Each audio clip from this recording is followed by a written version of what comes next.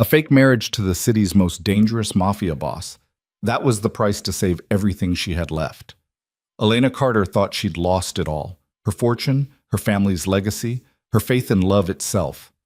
But standing in the rain with 30 days until total ruin, she never imagined the sleek black car that stopped inches from her body would carry the man who'd change everything. Lorenzo Vieri didn't offer rescue. He offered a deal.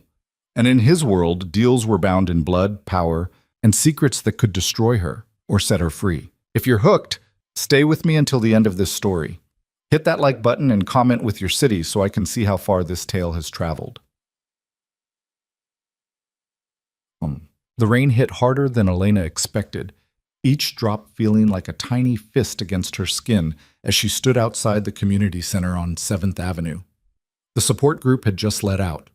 12 people with 12 different versions of heartbreak, all sitting in a circle like some kind of broken rosary. She'd stopped going weeks ago, but tonight desperation had dragged her back, searching for something she couldn't name. Answers, maybe. Or just proof that she wasn't the only person whose life had collapsed so completely that getting out of bed felt like an achievement. It hadn't helped. Elena pulled her coat tighter, though it did nothing against the cold that had settled into her bones. The fabric was expensive once.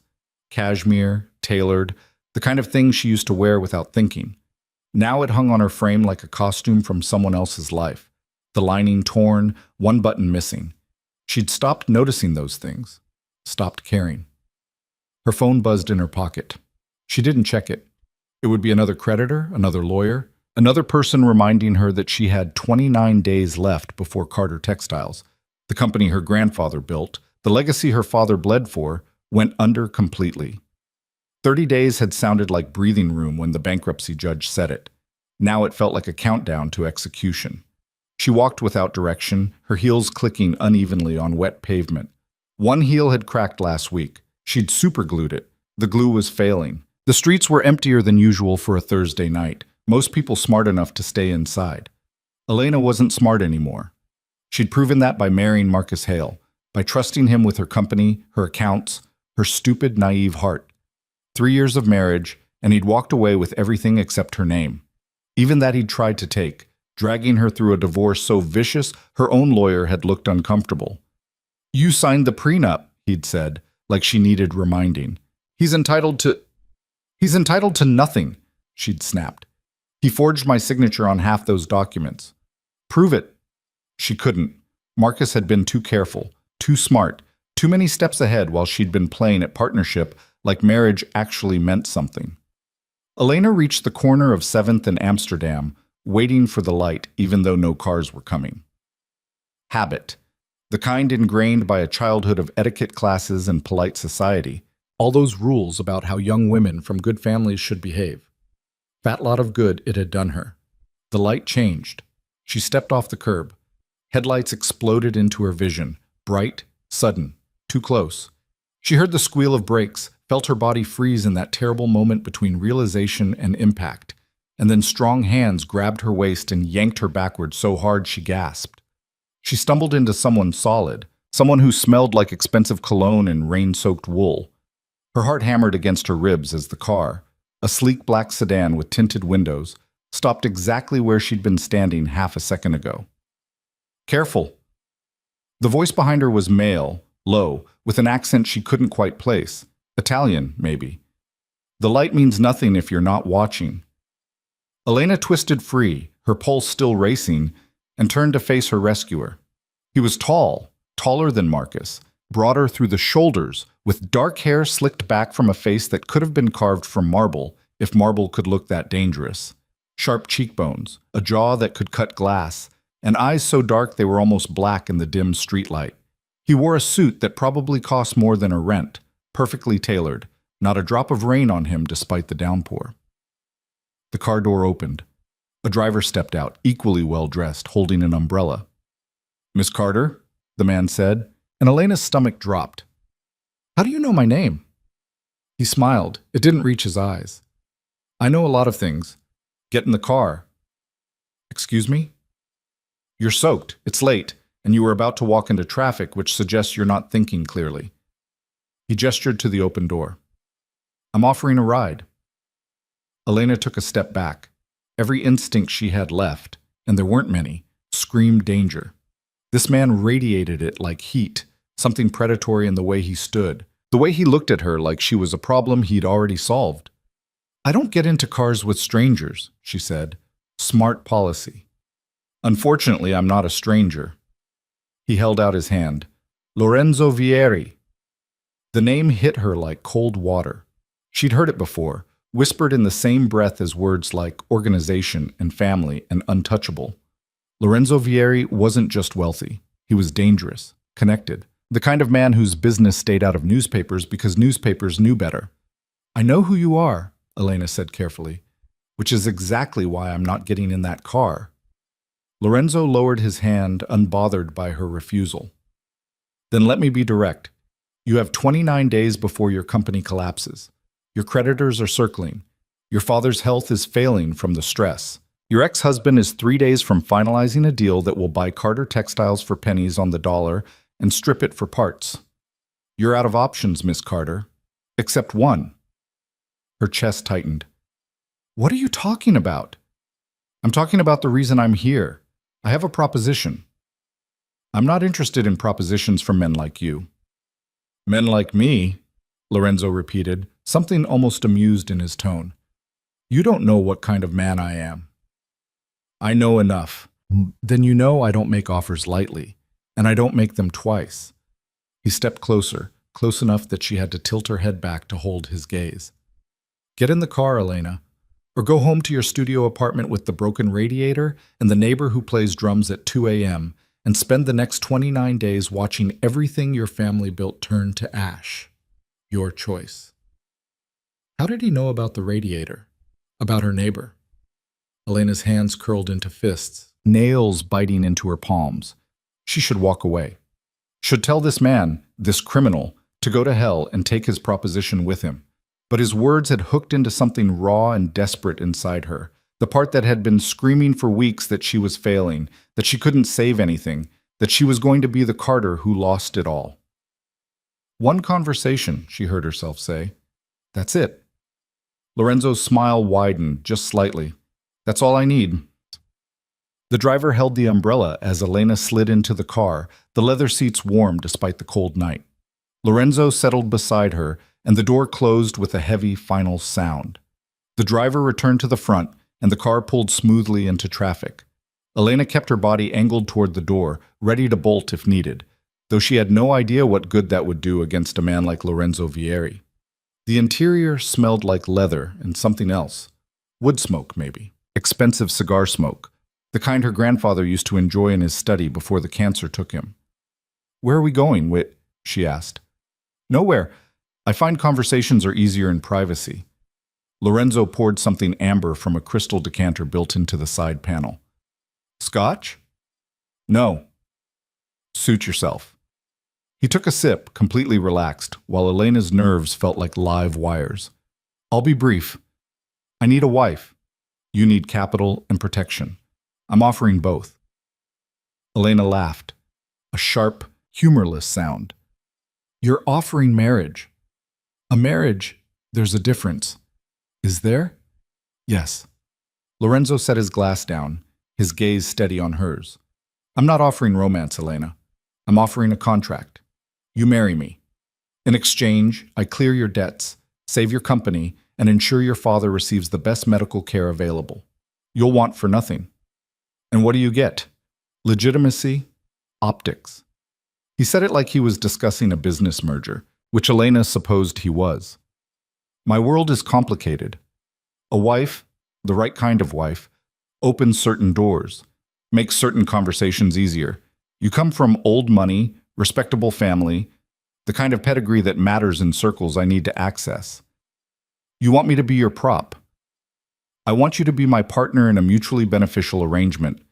You'll live in my home, attend events at my side, play the role of Mrs. Vieri. What happens behind closed doors stays there." Elena stared at him, trying to find the catch, the hidden knife in this offer. "For how long?" 2 years. After that, we divorce quietly.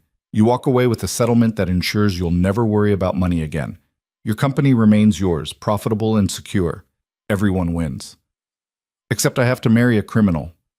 Lorenzo's expression didn't change, but something cold flickered in his eyes. Careful with words like that, Elena. They have consequences. Is that a threat?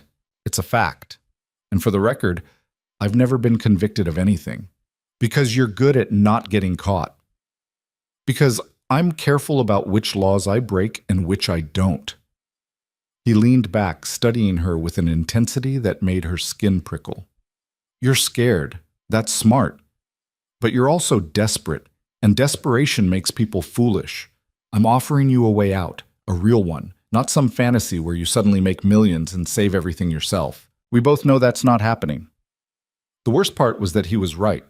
Elena had spent weeks chasing impossible solutions, begging banks, pitching investors, trying to find anyone who'd take a chance on a company circling the drain. No one would.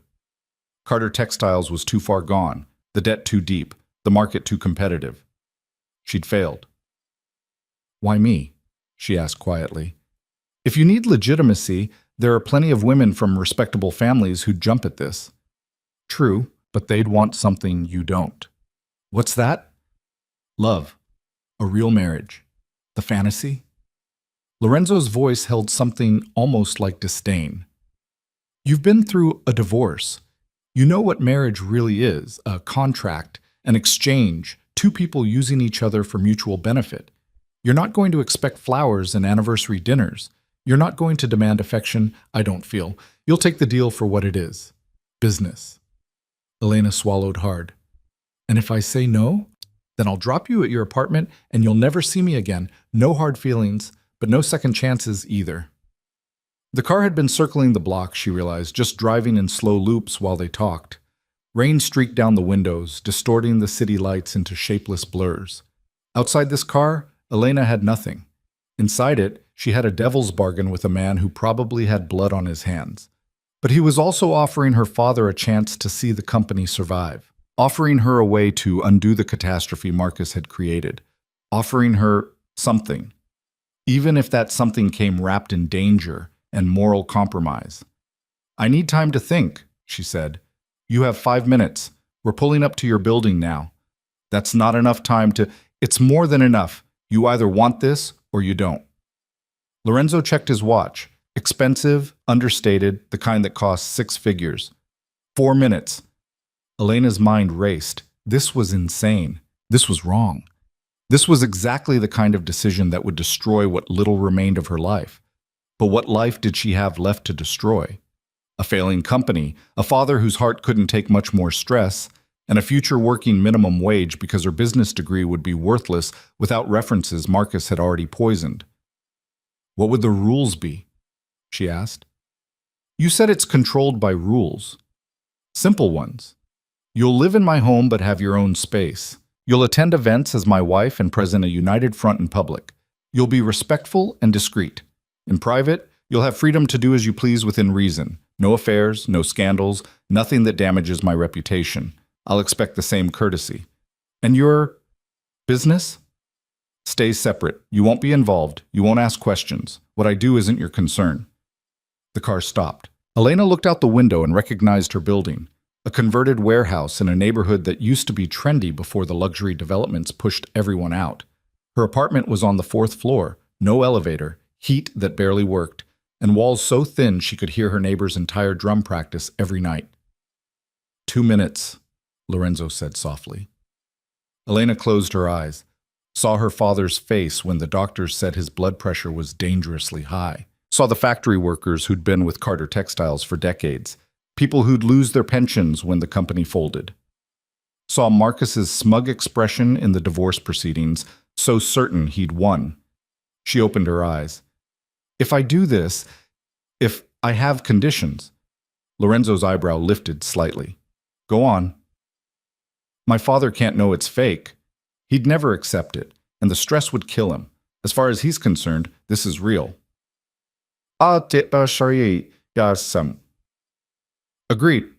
What else? I want full transparency on the financial arrangement. Every debt you're clearing, every investment in the company, all of it in writing and reviewed by a lawyer I choose. Done. Though I'll choose the lawyer, yours would take one look at me and refuse the case. Elena bristled but couldn't argue. Fine. And I want a way out. If this becomes unbearable, if I hurt you, Lorenzo's voice went very quiet. I won't. Whatever else I am, Elena, I don't harm women. That's a line I don't cross. She wanted to believe him, hated that some part of her did believe him, that his words carried a strange kind of certainty. 1 year, she said suddenly. Not 2. 1 year, and then we're done. 18 months, non-negotiable. Why? Because anything less looks suspicious. Marriages fail, but they don't fail in 12 months unless there's abuse or scandal. We need enough time to make it believable. Elena's hands were shaking. She pressed them against her thighs, trying to stop the tremor. If I agree to this, when would... Tomorrow.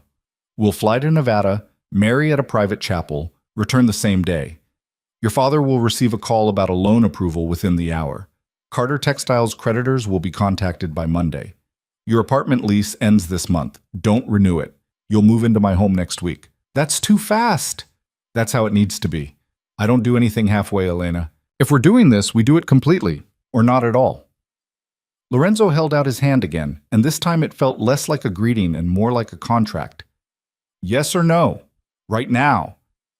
This was the moment, the point of no return.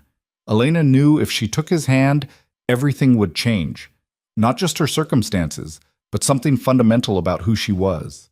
She'd be choosing survival over morality, practicality over principle. She'd be betting everything on a man she didn't know, didn't trust, couldn't predict. But she'd already lost everything betting on love. Maybe it was time to bet on something else. Elena reached out and placed her hand in Lorenzo's. His grip was firm, warm, completely steady while hers shook. Yes, she whispered, I'll do it. Lorenzo's smile was small, satisfied, the expression of a man who'd never doubted the outcome. Good. Be ready tomorrow at 9 a.m. Pack light. You won't need much of what you have. How will I'll send a car. He released her hand and opened the door. Rain blew in, immediately soaking her sleeve. One more thing, Elena. What? Don't tell anyone, not your father, not your friends, no one. As far as the world knows, we met months ago and kept it quiet. The story is that we fell in love, moved quickly, couldn't wait. Understand? She nodded, throat tight. Good. I'll see you tomorrow. Don't be late. Elena climbed out of the car, and the door closed before she could respond.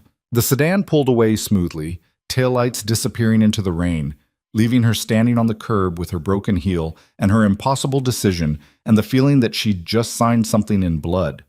She walked into her building, climbed the 4 flights of stairs, and let herself into the apartment that would soon stop being hers.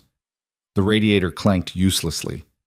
From upstairs, drums started up, a bass-heavy rhythm that shook the walls.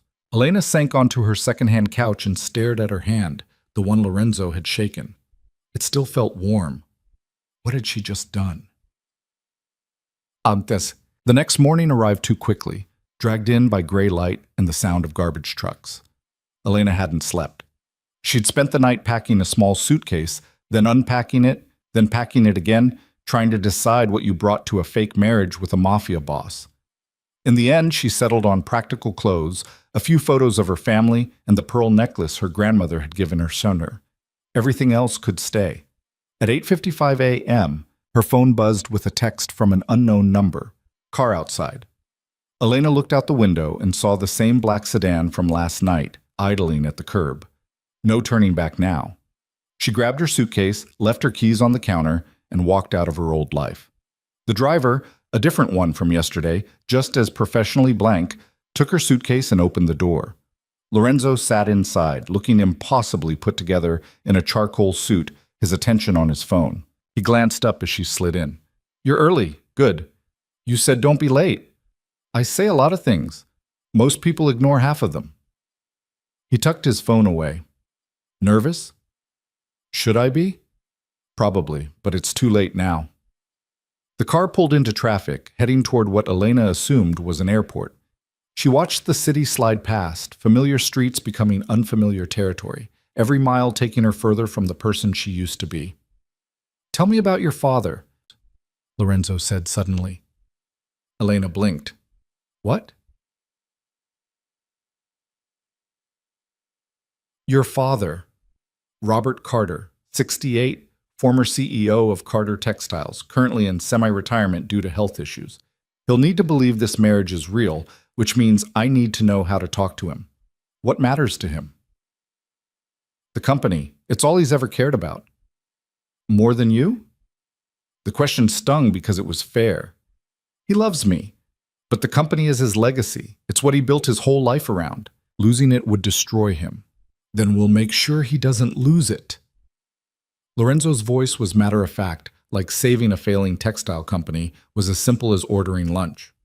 What else? Hobbies, interests, politics? He golfs. Used to anyway, before his blood pressure got bad. He's conservative, traditional. He'll probably hate that we move so fast, but he'll accept it because he's old-fashioned enough to think marriage is marriage. And your mother? Dead. Cancer. When I was 16. I'm sorry. Don't be. You didn't know her. Elena looked at him. What about your family? Lorenzo's expression closed off, subtle but definite. Not relevant. You asked about mine. Because yours will be part of our story. Mine won't. Why not? Because I said so. His tone made it clear the subject was finished. We'll be in Nevada by noon. The ceremony takes 15 minutes. We'll sign papers, exchange rings, and fly back. Tomorrow I'll call your father and ask for a formal meeting to introduce myself as your husband.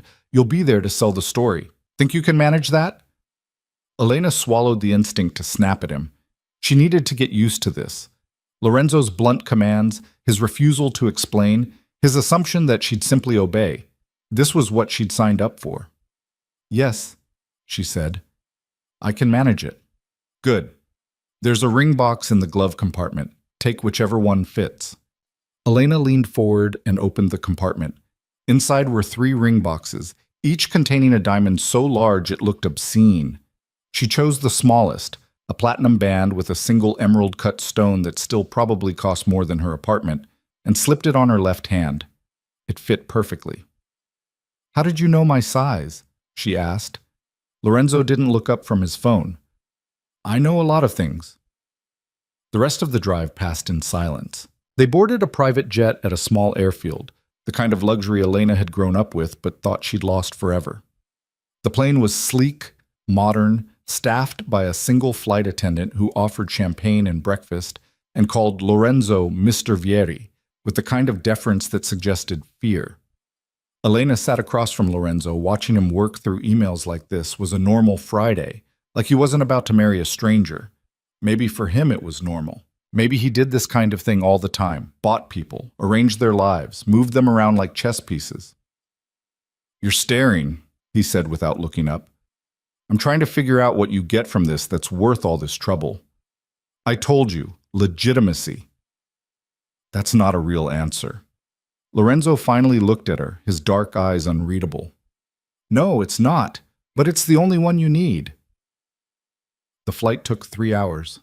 Elena dozed fitfully, her body exhausted from the sleepless night. When she woke, they were descending into bright desert sunlight, the sprawl of Las Vegas spreading out below like a glittering promise of cheap dreams. The chapel was exactly what she expected, tacky, efficient, staffed by people who'd clearly seen it all and were unimpressed by anything. The officiant was a woman in her 60s who wore too much turquoise jewelry and pronounced them husband and wife in less time than it took to order coffee. Lorenzo kissed her. It was brief, perfunctory, his lips barely brushing hers, but something in that moment felt weighted, significant, like she'd crossed a threshold she couldn't uncross. They signed the license. Lorenzo handed the officiant an envelope that was probably full of cash. They walked out into the desert heat as husband and wife, legally bound, and Elena felt nothing except a strange kind of numbness. That's it? She said. That's it. We're married. Lorenzo checked his watch. Plane leaves in an hour. Let's go. The flight back was quieter. Elena couldn't stop looking at the ring on her finger, the physical proof of what she'd done. Mrs. Vieri. Mrs. Lorenzo Vieri. It sounded like someone else's name. They landed in New York as the sun set, painting the sky in shades of orange and red. The car was waiting. Lorenzo gave the driver an address Elena didn't recognize. Somewhere uptown, far from her old neighborhood. Where are we going? She asked. Home. The word sent a chill through her. Not her home. His home. The place where she'd be living now, playing house with a dangerous man she'd married for money and survival. The car wound through increasingly expensive neighborhoods until it stopped in front of a building that looked more like a fortress than a residence. Stone facade, discreet entrance, the kind of place that screamed old money and older secrets. The driver opened her door. Lorenzo led her inside without ceremony, past security that nodded at him with the same fearful respect she'd seen on the plane, into an elevator that required a key to operate. They rode to the top floor in silence. The penthouse was stunning. Floor-to-ceiling windows overlooking Central Park, modern furniture that looked expensive and uncomfortable, art on the walls that was probably worth more than Carter textiles. Everything was pristine, cold, perfectly arranged. It looked like a museum, not a home. Your room is down that hall. Second door on the right, Lorenzo said, shrugging off his jacket. My room is the master suite at the end. The kitchen is fully stocked. There's a housekeeper who comes twice a week. She's discreet. Don't worry about her. Any questions? Elena had about 1,000 questions, but she settled on, do you have any rules I should know about? Don't go in my office. Don't answer the door unless I've told you to expect someone. Don't bring anyone here without clearing it with me first. He loosened his tie, looking suddenly tired in a way he hadn't before. And don't mistake what this is. We're married on paper, Elena. That's all. I know. Do you? Lorenzo stepped closer, and she forced herself not to back away. Because I need to be very clear about something. I didn't marry you because I want a relationship. I married you because I need a wife, and you need money. That's the arrangement. If you start expecting more, if you start thinking this is something it's not, we're going to have problems. Understand? Elena lifted her chin, meeting his gaze. I understand perfectly. You bought a transaction, not a person. Trust me, I've learned that lesson already. Something flickered in Lorenzo's eyes. Surprise, maybe, or respect? Good. Then we'll get along fine. He walked away, disappearing into what she assumed was his bedroom, leaving Elena standing in the middle of a penthouse that cost more than she'd earn in a lifetime, wearing a ring that felt like a shackle, married to a man who'd made it very clear she was a means to an end. This was her life now. Elena found her room. It was beautiful, impersonal, like a luxury hotel suite, and set her suitcase on the bed.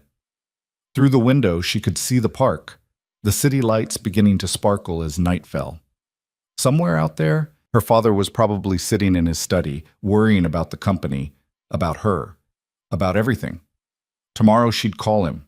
Tomorrow she'd tell him she'd gotten married, that everything was going to be okay, that he could stop worrying. Tomorrow she'd start lying to everyone she loved. But tonight, Elena let herself feel the weight of what she'd done.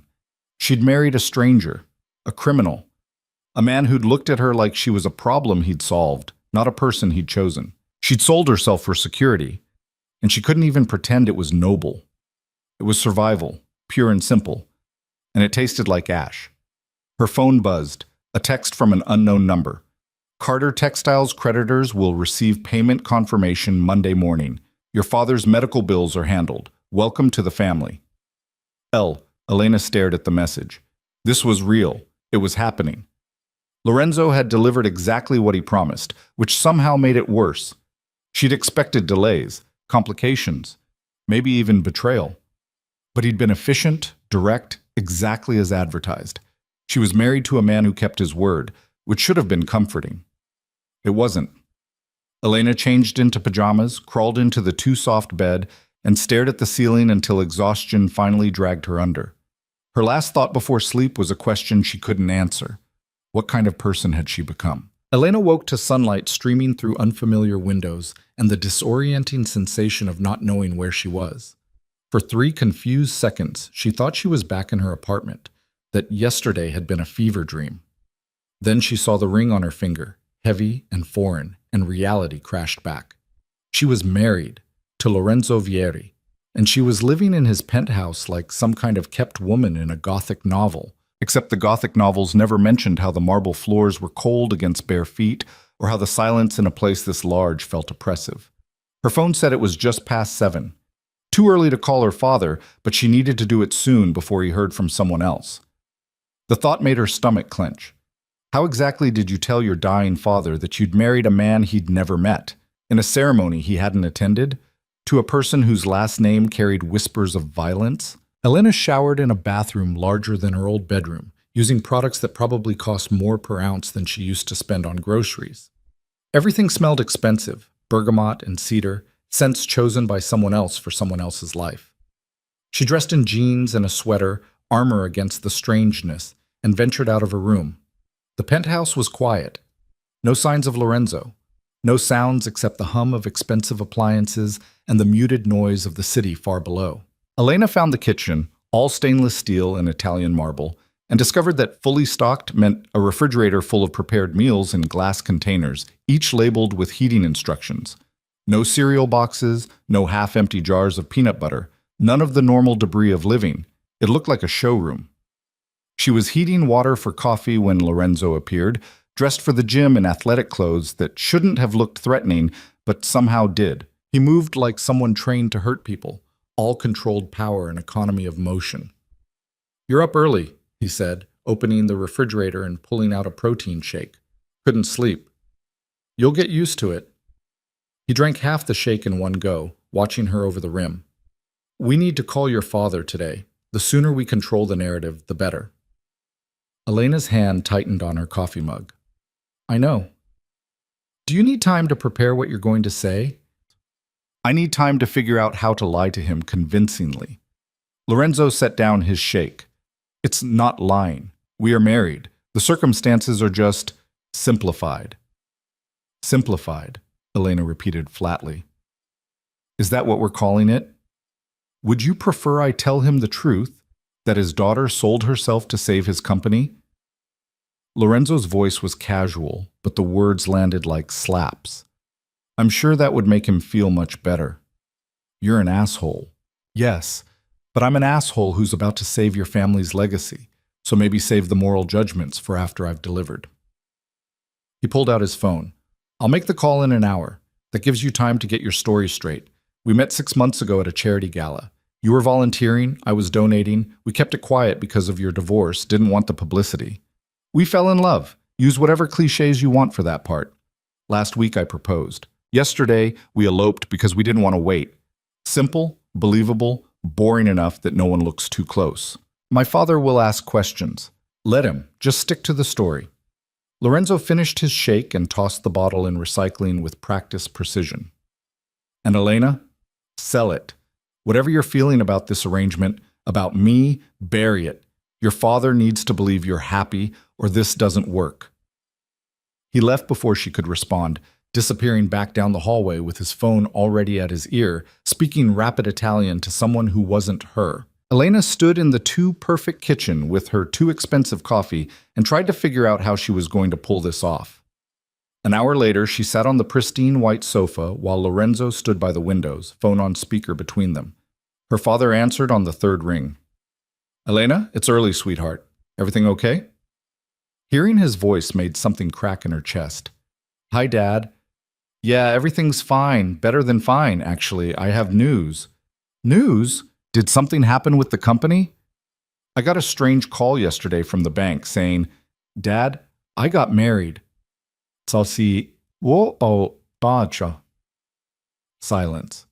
Long enough that Elena wondered if the call had dropped. Then, "You what?" "I got married. Yesterday.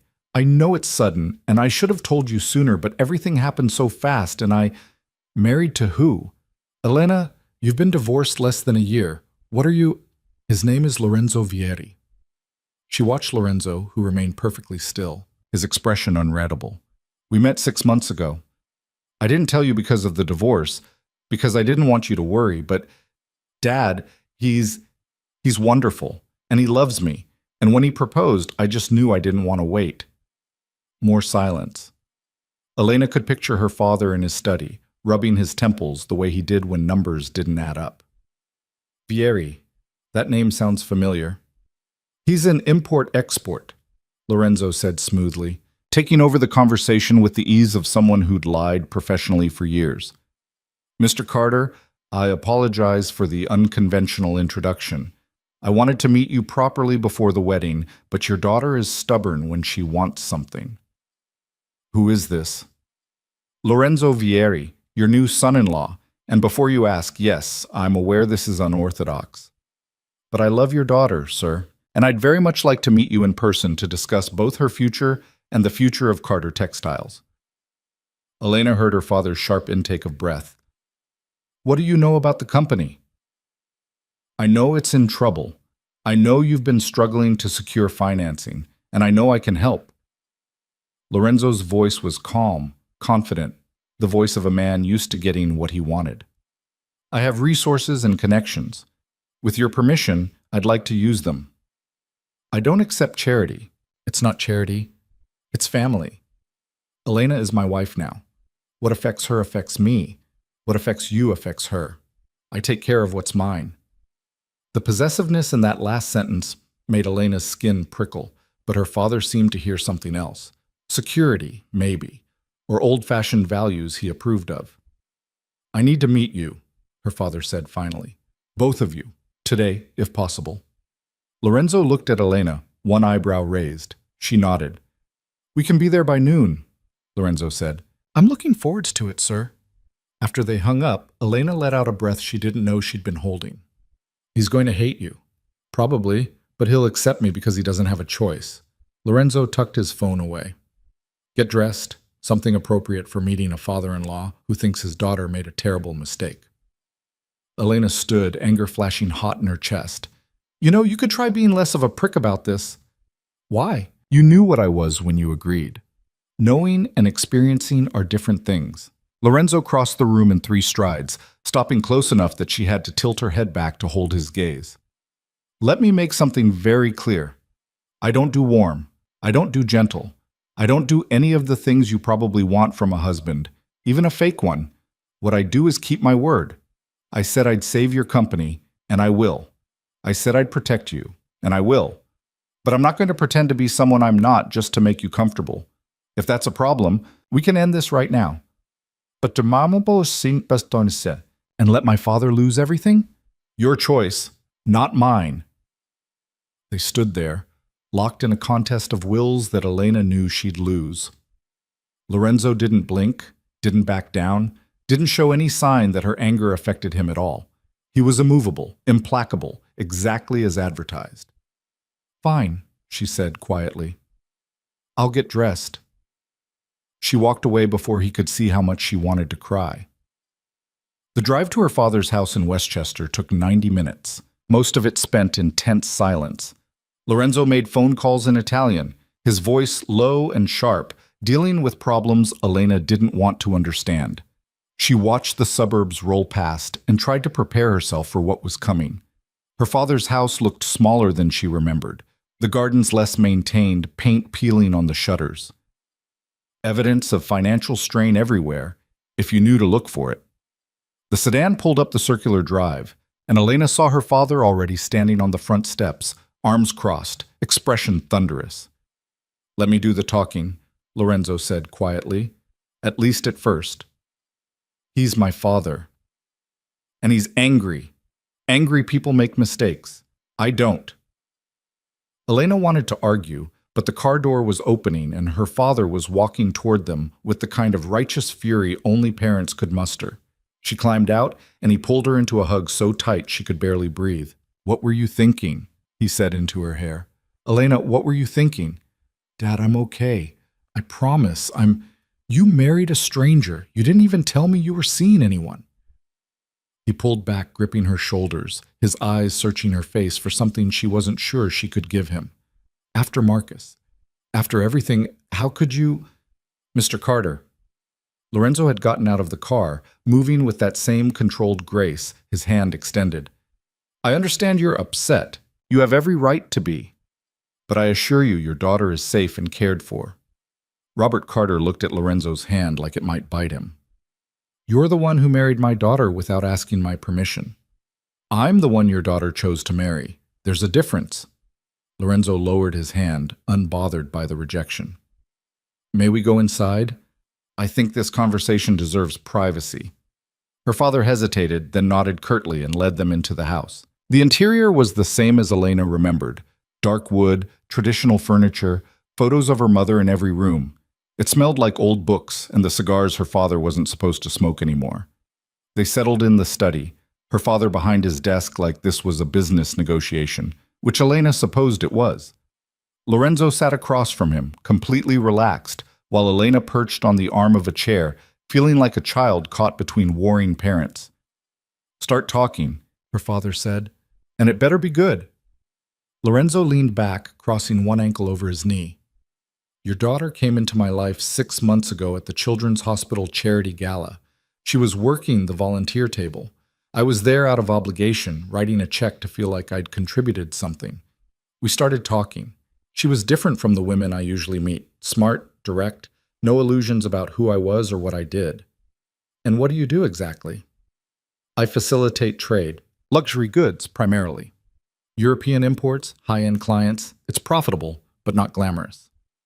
The lie came so smoothly that Elena almost believed it herself. "I've built a successful business, Mr. Carter. Successful enough that when Elena told me about Carter Textiles' situation, I had the resources to help. I don't want your money." "Then think of it as an investment. Your company has good bones, good history. With the right capital injection and some modernization, it could be profitable again. I'm not offering charity. I'm offering partnership." Her father's jaw worked. "And my daughter? Where does she fit in this partnership?" "She fits everywhere. She's my wife." Lorenzo's voice softened, just slightly, just enough to sound almost genuine. "I won't claim this was conventional. I won't claim I did everything right. But I love her, and she loves me, and we're building a life together. Isn't that what matters?" Robert Carter looked at Elena, really looked at her, and she knew this was the moment. This was where she either sold the lie or destroyed everything. "Is that true?" her father asked. "Elena, look at me. Is that true?" Elena met his eyes and tried to ignore the guilt clawing at her throat. "Yes, Dad. It's true. I love him." The words tasted like poison, but she said them anyway, and watched her father's expression shift from anger to something more complicated. Relief, maybe, or resignation. He wanted to believe her. He needed to believe her, because the alternative was that his daughter had made another catastrophic mistake and he couldn't save her. "He treats you well?" her father asked quietly. "He does." That part wasn't entirely a lie. Lorenzo had been cold, blunt, controlling, but he hadn't hurt her, hadn't raised his voice, hadn't threatened, hadn't done any of the things Marcus had normalized. "He's good to me, Dad. I know it's fast. I know it looks crazy. But after Marcus, I needed someone who was different. Lorenzo is different." Her father's shoulders sagged, the fight going out of him. "You're really married." "We are. I'm sorry I didn't tell you sooner. I'm sorry you weren't there. But I'm happy, and I need you to be happy for me." Robert Carter stood and walked around the desk, pulling Elena into another hug. "I just want you safe, sweetheart. After your mother, after Marcus, I can't lose you too. You won't, I promise." Over her father's shoulder, Elena caught Lorenzo watching them, his expression unreadable. He'd won. He'd gotten exactly what he wanted. A grieving father convinced his daughter had found safety, a business relationship framed as family loyalty. It should have felt like a victory. Instead, it felt like Elena had just lied to the one person who'd never lied to her, and there was no taking it back. Her father pulled away, wiping his eyes quickly, embarrassed by the emotion. All right, if this is what you want, then welcome to the family, I suppose." He extended his hand to Lorenzo, who stood and shook it firmly. "But let me be clear, you hurt her, and I don't care what kind of resources you have. I'll make you regret it." "Understood," Lorenzo said, "and appreciated. A father should protect his daughter." They talked business after that, her father and Lorenzo poring over financial documents that Lorenzo had somehow already prepared, discussing restructuring plans and market strategies with a fluency that surprised Elena. Lorenzo knew the textile industry better than she'd expected, asked smart questions, made observations that had her father nodding in agreement. By the time they left 2 hours later, Robert Carter looked less like a man watching his daughter make a mistake and more like a man who'd found an unexpected ally. In the car, Elena stayed silent until they'd cleared the driveway. Then, "You researched the company?" "Of course I did." "How long have you been planning this?" Lorenzo glanced at her. "Planning what?" "This. Me. All of it. You didn't just happen to stop your car that night. You knew who I was, knew about the company, probably knew I'd be desperate enough to say yes." "How long?" "Does it matter?" "Yes. It matters to me." Lorenzo was quiet for a long moment, watching the road. 3 weeks. I've been watching you for 3 weeks. The confession hit Elena like ice water. You've been stalking me. I've been assessing an investment. There's a difference. No, there really isn't.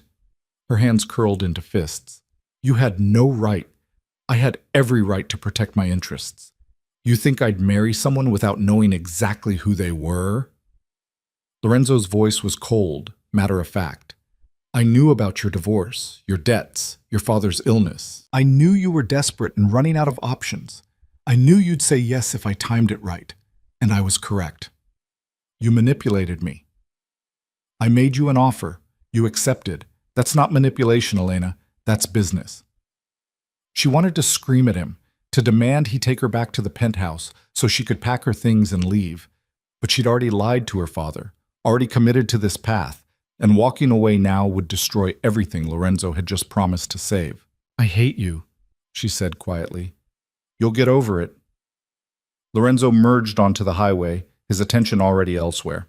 We have a dinner party tomorrow night. Business associates, their wives, the usual social performance. You'll need something appropriate to wear. There's a boutique that delivers. I'll have them send options this afternoon. I can buy my own clothes. Not the kind you'll need for tomorrow. These events have expectations. He glanced at her. I'm not trying to insult you. I'm trying to prepare you. My world has rules, and breaking them has consequences. Elena stared out the window, watching the city approach. What kind of consequences? The kind where people notice, where they talk, where they start asking questions I don't want asked. His hands tightened on the steering wheel just slightly. You represent me now. How you look, how you act, who you talk to. It all reflects on me.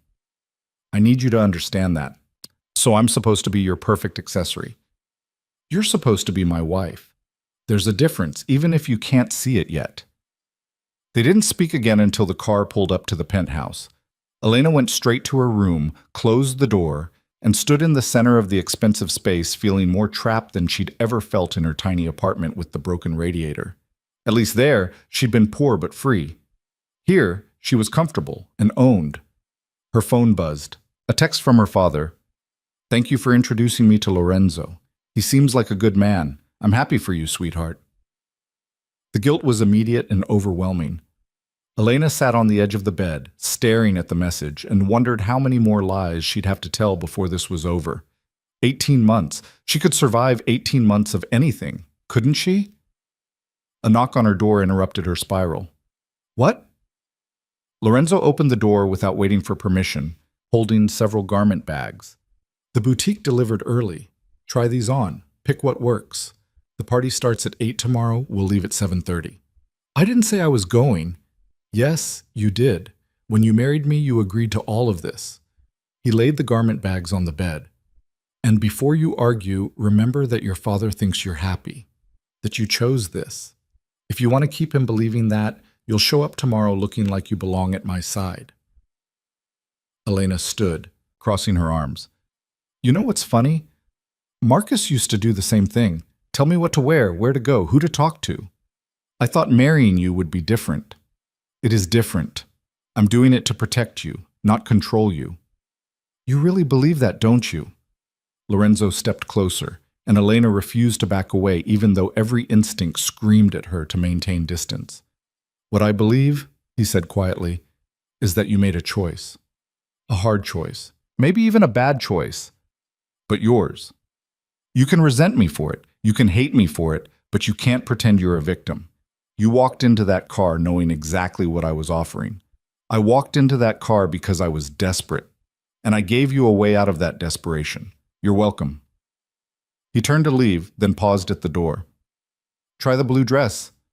It'll look good on you.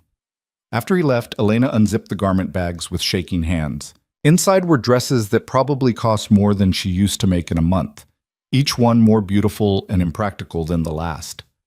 She pulled out the blue one Lorenzo had mentioned, midnight silk that would cling in all the right places, elegant and dangerous and completely unlike anything she'd worn in years. She held it up to the mirror and barely recognized the woman staring back. That woman looked like someone who belonged in Lorenzo Vieri's world, someone sophisticated and controlled and utterly fake. Elena hung the dress back up and lay down on the bed, staring at the ceiling. Tomorrow she'd put on the costume, play the role, smile at strangers who probably had blood on their hands. Tomorrow she'd be Mrs. Vieri, devoted wife, perfect accessory. But tonight, she let herself be Elena Carter, broke, desperate, and drowning in choices she couldn't undo. The boutique had also sent shoes, jewelry, even a clutch purse that matched the dress perfectly. Someone had thought of everything, which meant Lorenzo had thought of everything, which meant he'd been planning this performance down to the smallest detail. The realization should have made her angry. Instead, it just made her tired. Elena slept badly again that night, waking every few hours to the unfamiliar silence of the penthouse. At some point past midnight, she heard footsteps in the hallway. Lorenzo, probably, dealing with whatever business kept men like him awake at ungodly hours. She stayed very still, listening to him move through the apartment, and wondered what kind of person could live like this. Always controlled, always performing, never letting anyone see past the careful construction. Maybe that was the real difference between her and Lorenzo. She still had pieces of herself she wanted to protect. He'd given up on protection years ago and built armor instead. Morning came too quickly. Elena forced herself through the motions. Shower, coffee, small talk with Lorenzo over breakfast that felt like a rehearsal for later. He was different today, more present, asking about her father and whether she needed anything before tonight. It would have seemed almost caring if Elena didn't know it was just preparation, making sure his investment was secure. You nervous? He asked, watching her push eggs around her plate. Should I be? These people are... Lorenzo paused, choosing his words carefully. They're not like your father's business associates. They're harder, more cynical. They'll be looking for weakness. And if they find it, they won't. Because you're not weak, Elena. You're scared, maybe, but not weak. There's a difference. He stood, collecting his dishes. The dress fits? I haven't tried it on. Do that, and practice your smile. The real one looks too honest. He left her alone with that disturbing piece of advice, and Elena spent the afternoon trying on dresses and practicing lies in the mirror. The blue dress did look good, too good, the kind of good that felt like warfare. She paired it with heels that made her 3 inches taller and jewelry that probably required its own insurance policy.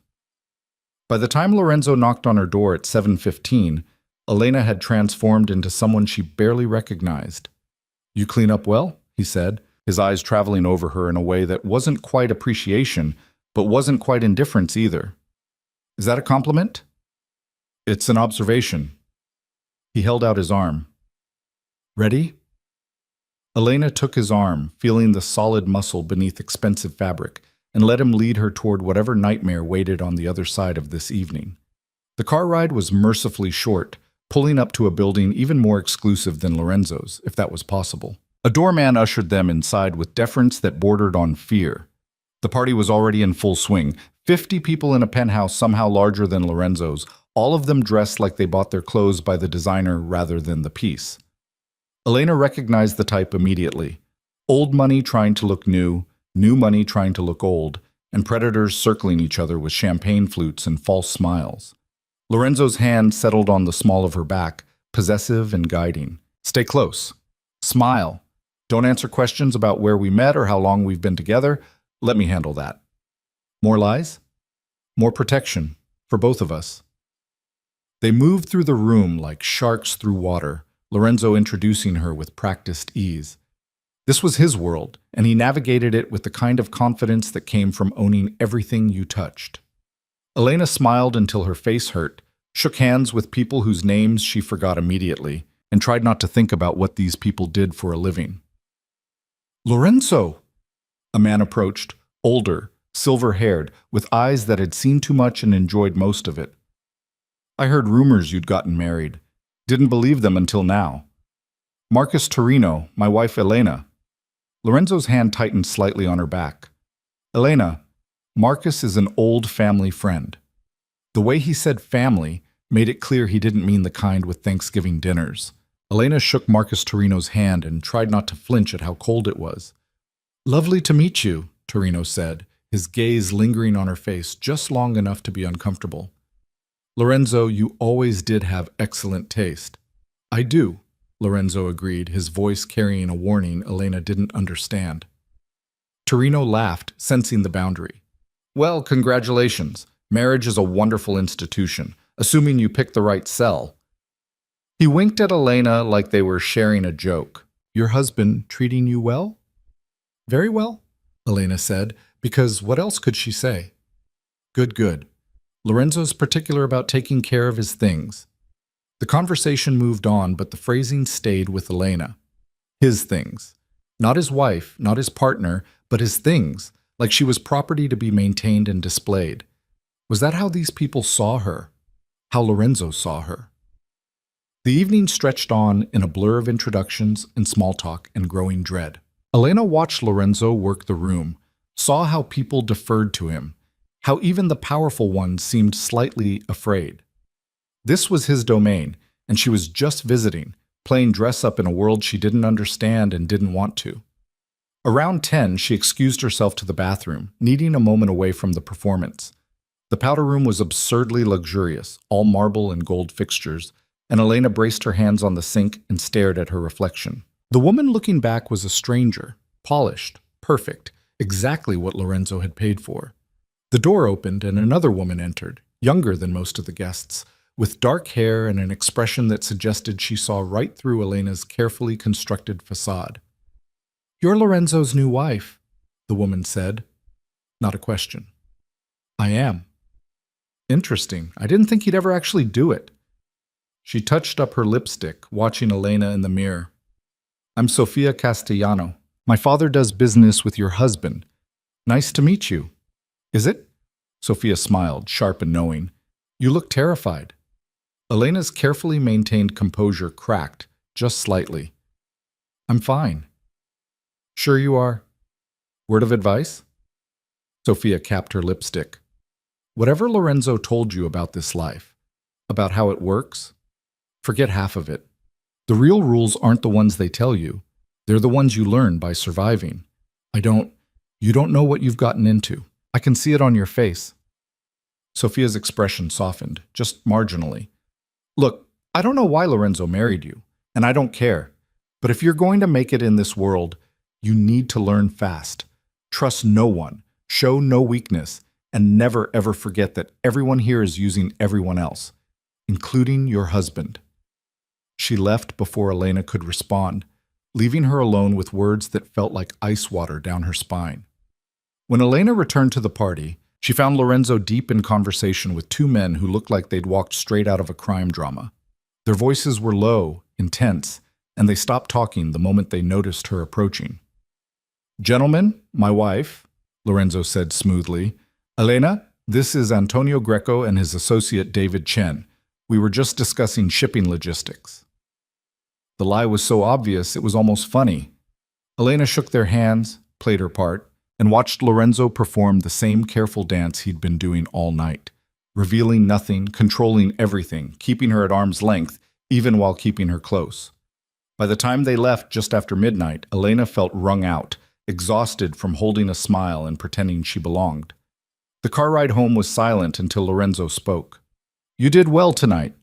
Did I? Better than I expected. People believed you. That's what matters.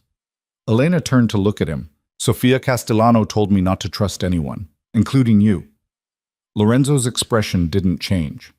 Smart woman, you should take her advice. So I shouldn't trust you. You should trust that I'll keep my word. Beyond that? He shrugged. Trust is expensive, Elena. I wouldn't waste it on me. The words hung in the air between them, stark and honest in a way that made Elena's chest tighten. She wanted to ask what kind of person told you not to trust them, What kind of marriage started with that warning, but Lorenzo had already turned his attention to his phone, dismissing the conversation like it had never happened. Back at the penthouse, Elena kicked off the expensive heels and felt her feet scream in relief. The dress that had felt like armor now felt like a costume she couldn't wait to shed. She was halfway to her room when Lorenzo's voice stopped her. "We need to talk." She turned. He'd loosened his tie, shed his jacket, and somehow that small concession to comfort made him look more dangerous, not less. "About what?" "About what comes next. You handled tonight well, but that was easy. The real test comes in 3 days." "What happens in 3 days?" Lorenzo poured himself a drink, scotch, neat, the kind that costs more than most people's car payments. "Family dinner. My family, not yours. They'll want to meet you, size you up, figure out what angle I'm playing." "And what angle are you playing?" "That's what they'll be trying to determine." He took a slow sip, watching her over the rim of his glass. "My family is complicated. They don't trust outsiders. They especially don't trust sudden marriages to women they've never heard of. So they'll think I'm a plant, a spy or something, or a liability or a distraction, or any number of things that end with them trying to get rid of you." He said it so casually, like discussing the weather. "Which is why you need to understand the dynamics before we walk in there." Elena sank onto the arm of the couch, suddenly too tired to stand. "Tell me." Lorenzo settled into the chair across from her, and for the first time since she'd met him, he looked almost hesitant. "My uncle runs the family operations, Salvatore Vieri. He's the one who calls the shots, makes the decisions, decides who's in and who's out. I report to him, ultimately. Everyone does. Even you? Especially me. I'm his nephew, but that doesn't buy loyalty. It just means I have further to fall if I screw up." Lorenzo swirled his drink. "Then there's my cousin, Marco. He's Salvatore's son, and he's been waiting his whole life to take over. My marriage threatens that." "How?" "Because a wife means stability. It means I'm thinking long-term, building something beyond just profit.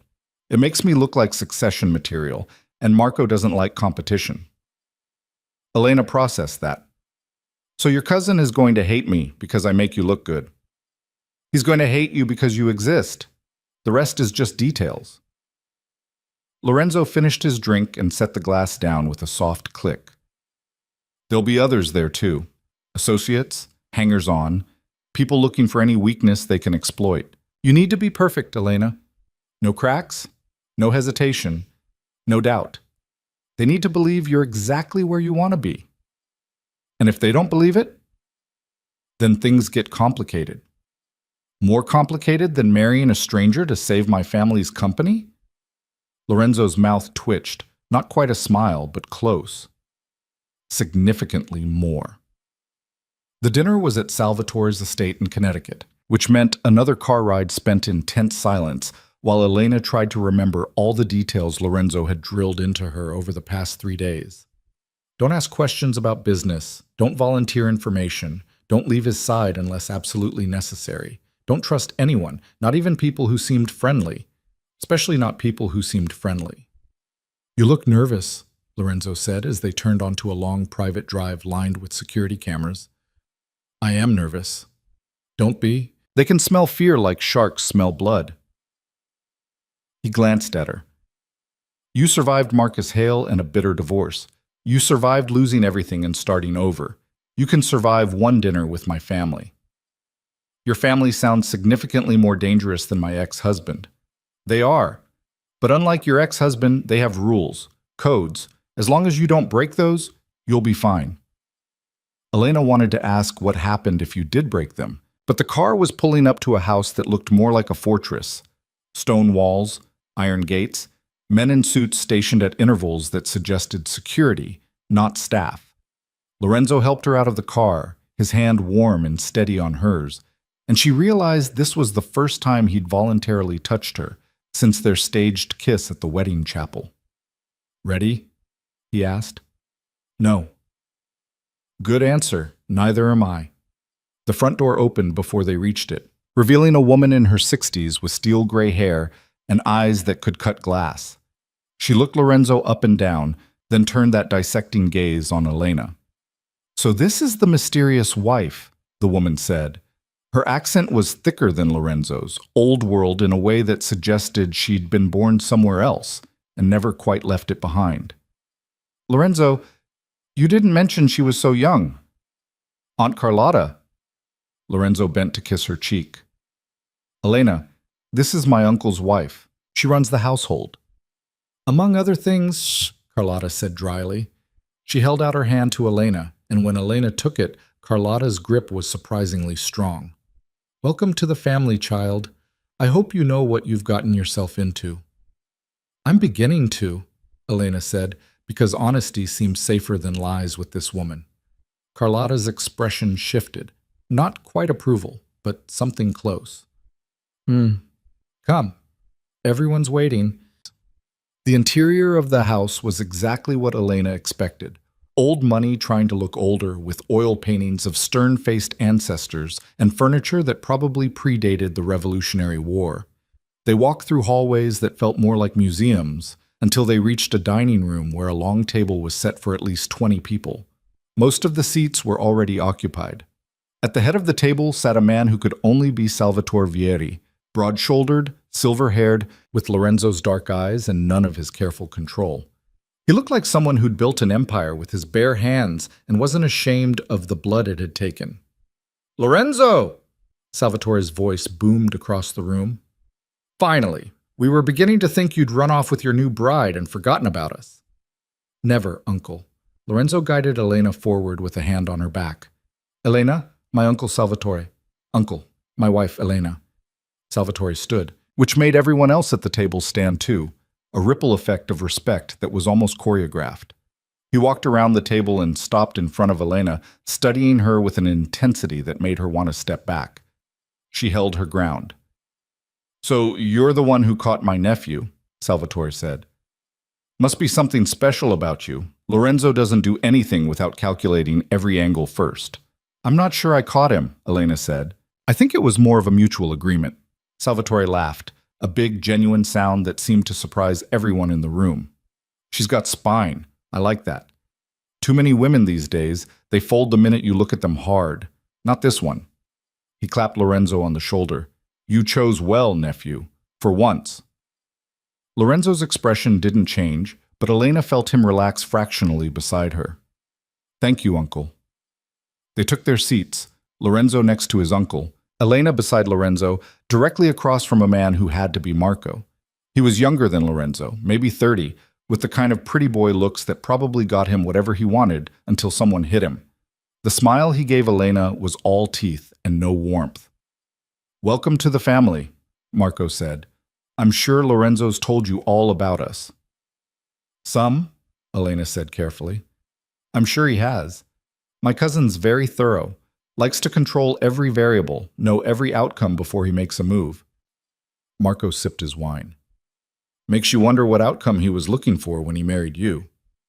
"Marco?" Salvatore's voice cracked like a whip. "Manners." "Just making conversation, Papa." But Marco sat back, still smiling that sharp smile, and Elena understood that the knives were already out. Dinner was served, course after course of Italian food that was probably incredible, but tasted like ash in Elena's mouth. She smiled, made small talk with the women seated near her, and tried not to think about the fact that everyone at this table probably knew exactly what Lorenzo did for a living and had made peace with it, or participated in it, or both. Across from her, Marco kept up a running commentary of barely veiled insults disguised as family stories. Lorenzo had been reckless as a teenager. Lorenzo had made bad business decisions in his 20s. Lorenzo had a tendency to overthink everything, which was why he'd never been married before, too busy calculating risk to actually take any. "But I suppose that changed," Marco said, gesturing at Elena with his wine glass. "What was it about her that made you finally take the leap, cousin? The eyes? The smile? Or was it something more practical?" Lorenzo's hand found Elena's under the table, squeezing once, a warning or a comfort, she couldn't tell. "It was everything," he said evenly. "Some things can't be calculated, Marco. Some things you just know." "How romantic!" Marco's smile widened. Tell me, Elena, how did you two meet? Lorenzo's been very secretive about the whole thing. This was the test, Elena realized. Marco wasn't asking because he cared. He was asking because he wanted to see if their story held up under scrutiny, if she'd stumble over details or contradict something Lorenzo had said. A charity gala, Elena said, repeating the lie they'd practiced. 6 months ago. I was volunteering. He was there on business. We started talking, and she shrugged, aiming for casual. Sometimes you just connect with someone, you know? 6 months is a long time to keep a relationship secret, Marco observed, especially in our circles. People talk. We were careful, Lorenzo said. Elena was going through a divorce. I wanted to protect her privacy. How considerate. Marco leaned back, still watching Elena like she was a puzzle he was determined to solve. And you didn't think it was strange, Elena, that a man like my cousin wanted to marry you so quickly? Didn't question what he might be getting out of the arrangement? That's enough. Salvatore's voice cut through the tension like a blade. Marco, you're being rude to our guest. I'm just asking questions, Papa, trying to get to know my new cousin-in-law. You're being an ass and everyone knows it. Salvatore turned to Elena, his expression softening. You'll have to forgive my son. He forgets his manners when he drinks. Lorenzo, why don't you show Elena the gardens? Give her a break from this circus. Lorenzo stood immediately, helping Elena from her chair. Good idea. We'll be back for dessert. They walked through French doors onto a terrace that overlooked ground so perfectly manicured they looked artificial. The air was cold, sharp with the promise of winter, and Elena wrapped her arms around herself. That was worse than I expected, Lorenzo said quietly. Is it always like that? Marco's always like that. He's been trying to undermine me since we were kids. Lorenzo loosened his tie, staring out at the dark gardens. He's also not wrong. Our marriage is convenient, calculated, everything he accused me of. So why defend it? Because it's nobody's business but ours. He turned to face her. Look, I know this is hard. I know you're way out of your depth here, and I know my family is exactly the kind of people you were raised to avoid. But you're doing fine. Better than fine. You held your ground in there. Elena laughed, a short, bitter sound. I lied to your uncle. To all of them. I sat at that table and smiled while your cousin tried to tear me apart with politeness, and the whole time I was thinking about how I'm the biggest fraud in that room. You're not a fraud. You're playing a role, same as everyone else. That doesn't make it better. Lorenzo was quiet for a moment, then reached out and tucked a strand of hair behind her ear, a gesture so unexpected and gentle that Elena froze. You want to know the truth? He said. You're the only honest person in that room. Everyone else has been lying so long they've forgotten what truth looks like. But you? You still feel guilty about it. That's not fraud, Elena. That's humanity. She didn't know what to say to that. Didn't know how to process Lorenzo Vieri, cold, calculating criminal, saying something that sounded almost kind. Before she could respond, the French doors opened again and Carlotta appeared. Lorenzo, your uncle wants you inside. Business. Her gaze flicked to Elena. You come with me, child. The men will be talking for a while, and you don't want to be standing out here in the cold. Lorenzo squeezed Elena's hand once, then disappeared back inside. Carlotta watched him go, then turned that sharp gaze on Elena. Walk with me. It wasn't a request. Elena followed Carlotta down a path that wound through the gardens, gravel crunching under their feet. They walked in silence until they were far enough from the house that voices wouldn't carry. You're not what I expected, Carlotta said finally. What did you expect? Someone harder, more calculating. Lorenzo doesn't do anything without a reason, so when he married you... Carlotta shrugged. I thought you must be playing an angle, but watching you tonight, I don't think you are. I think you're exactly what you appear to be, a young woman who got in over her head and doesn't know how to swim yet. Elena's throat tightened.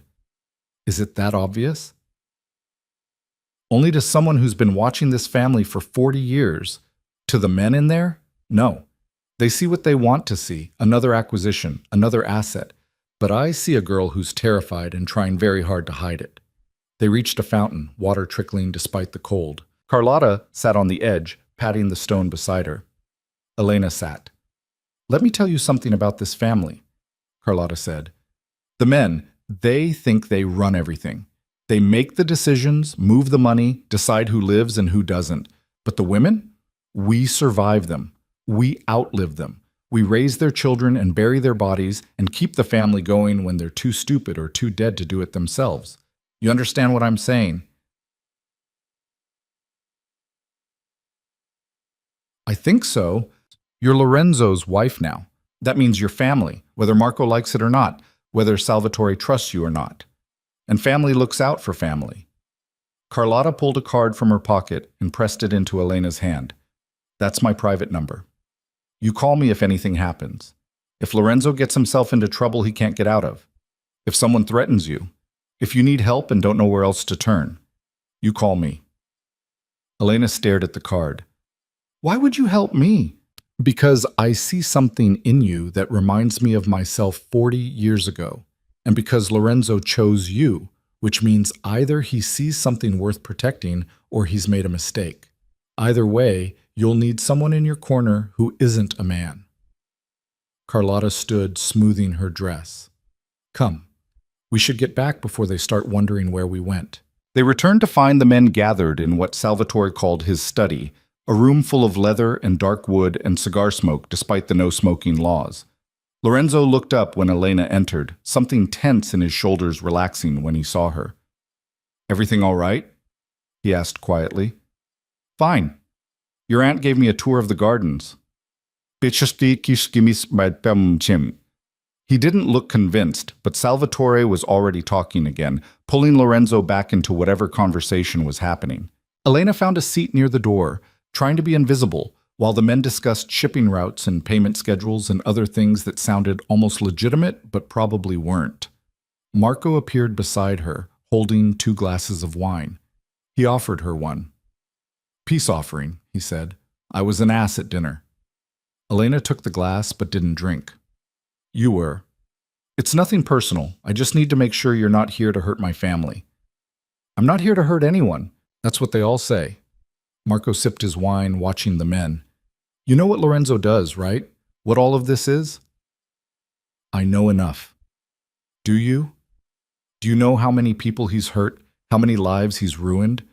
Marco's voice was low, almost gentle. My cousin's good at making things look clean, legitimate. But there's blood on his hands, Elena. A lot of it. And now there's going to be blood on yours too, just by association. Elena's fingers tightened on the glass. Why are you telling me this? Because you seem like a nice person. And nice people don't last long in this world. They either break, or they become something else. Something harder. He smiled, sad and strange. I'm just trying to figure out which one you'll be. Before Elena could respond, Lorenzo was there, his hand finding her elbow. We should go. It's late. Running away already? Marco asked. Going home. There's a difference. Lorenzo's voice was cold, final. Uncle, thank you for dinner. We'll see you next month at the, Actually, Lorenzo, one more thing. Salvatore stood, and the room went quiet. I need you in Chicago next week. The situation with the Castellano family is getting complicated, and I need someone I trust to handle it. Elena felt Lorenzo tense beside her. How long? 3, maybe 4 days. Take Elena if you want. Make it a trip. Show her the city. Salvatore's tone made it clear it wasn't a suggestion. Unless she'd rather stay here, which is also fine. She'll come with me, Lorenzo said immediately. Too quickly, Elena thought. Like the idea of leaving her here alone scared him more than bringing her into whatever Chicago business was. They left shortly after, Elena's head spinning from wine and revelations and the weight of Marco's warnings. The car ride back was silent until they hit the highway. My cousin talked to you, Lorenzo said. Not a question. He did. What did he say? Elena looked at him, at the sharp profile illuminated by passing headlights. He said there's blood on your hands, that I'm complicit now just by being your wife. Is that true? Lorenzo was quiet for so long, Elena thought he wouldn't answer. Then, yes, it's true. I've done things, hurt people, made decisions that ruined lives. And you are complicit, whether you want to be or not. That's what marriage to me means. Why are you telling me this? Because you asked, and because you deserve to know what you're part of. He glanced at her. Does it change anything? Did it? Elena thought about her father, about Carter Textiles, about the fact that she'd already sold herself for security and couldn't unsell herself now. No, she said finally. I knew what you were when I married you. I just didn't want to think about the specifics. And now? Now I don't have a choice, so I guess I'll just have to live with it. The admission hung between them, stark and honest, and Elena realized something had shifted. They weren't pretending anymore, not with each other, at least. Whatever this marriage was, it was built on brutal truths instead of pretty lies, and somehow that felt more stable than anything she'd had with Marcus. When they got back to the penthouse, Elena went straight to her room and changed into pajamas, exhausted down to her bones. She was about to turn off the light when her phone buzzed with a text from an unknown number. You did well tonight, but watch Marco. He's dangerous when he feels threatened. See Carlotta. Elena saved the number and typed back a quick thank you, then lay in the dark thinking about blood and complicity and the fact that she was now part of something she'd never be able to fully escape. A knock on her door startled her upright. Yeah? Lorenzo opened the door, still dressed but with his tie gone and his shirt unbuttoned at the collar. Can't sleep? Not really. You? Never could after family dinners. He leaned against the doorframe. About Chicago. You don't have to come if you don't want to. I can make an excuse. Your uncle said I should come. My uncle says a lot of things. Doesn't mean you have to do them. Lorenzo ran a hand through his hair, messing it up in a way that made him look younger, less dangerous. Look, Chicago is going to be complicated. There are people there who won't be as polite as Marco, who won't pretend to welcome you. If you come, you need to understand it's going to be worse than tonight. But you want me to come, Elena said, reading between the lines.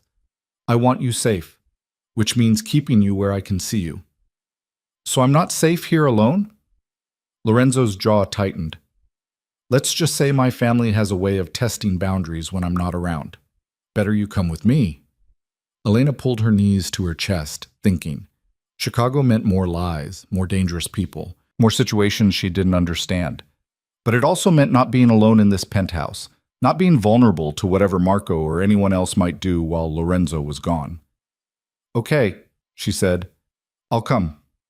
Something that might have been relief crossed Lorenzo's face. Okay. We leave Tuesday morning.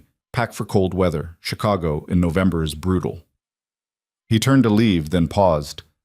Elena, thank you. For tonight. For all of it.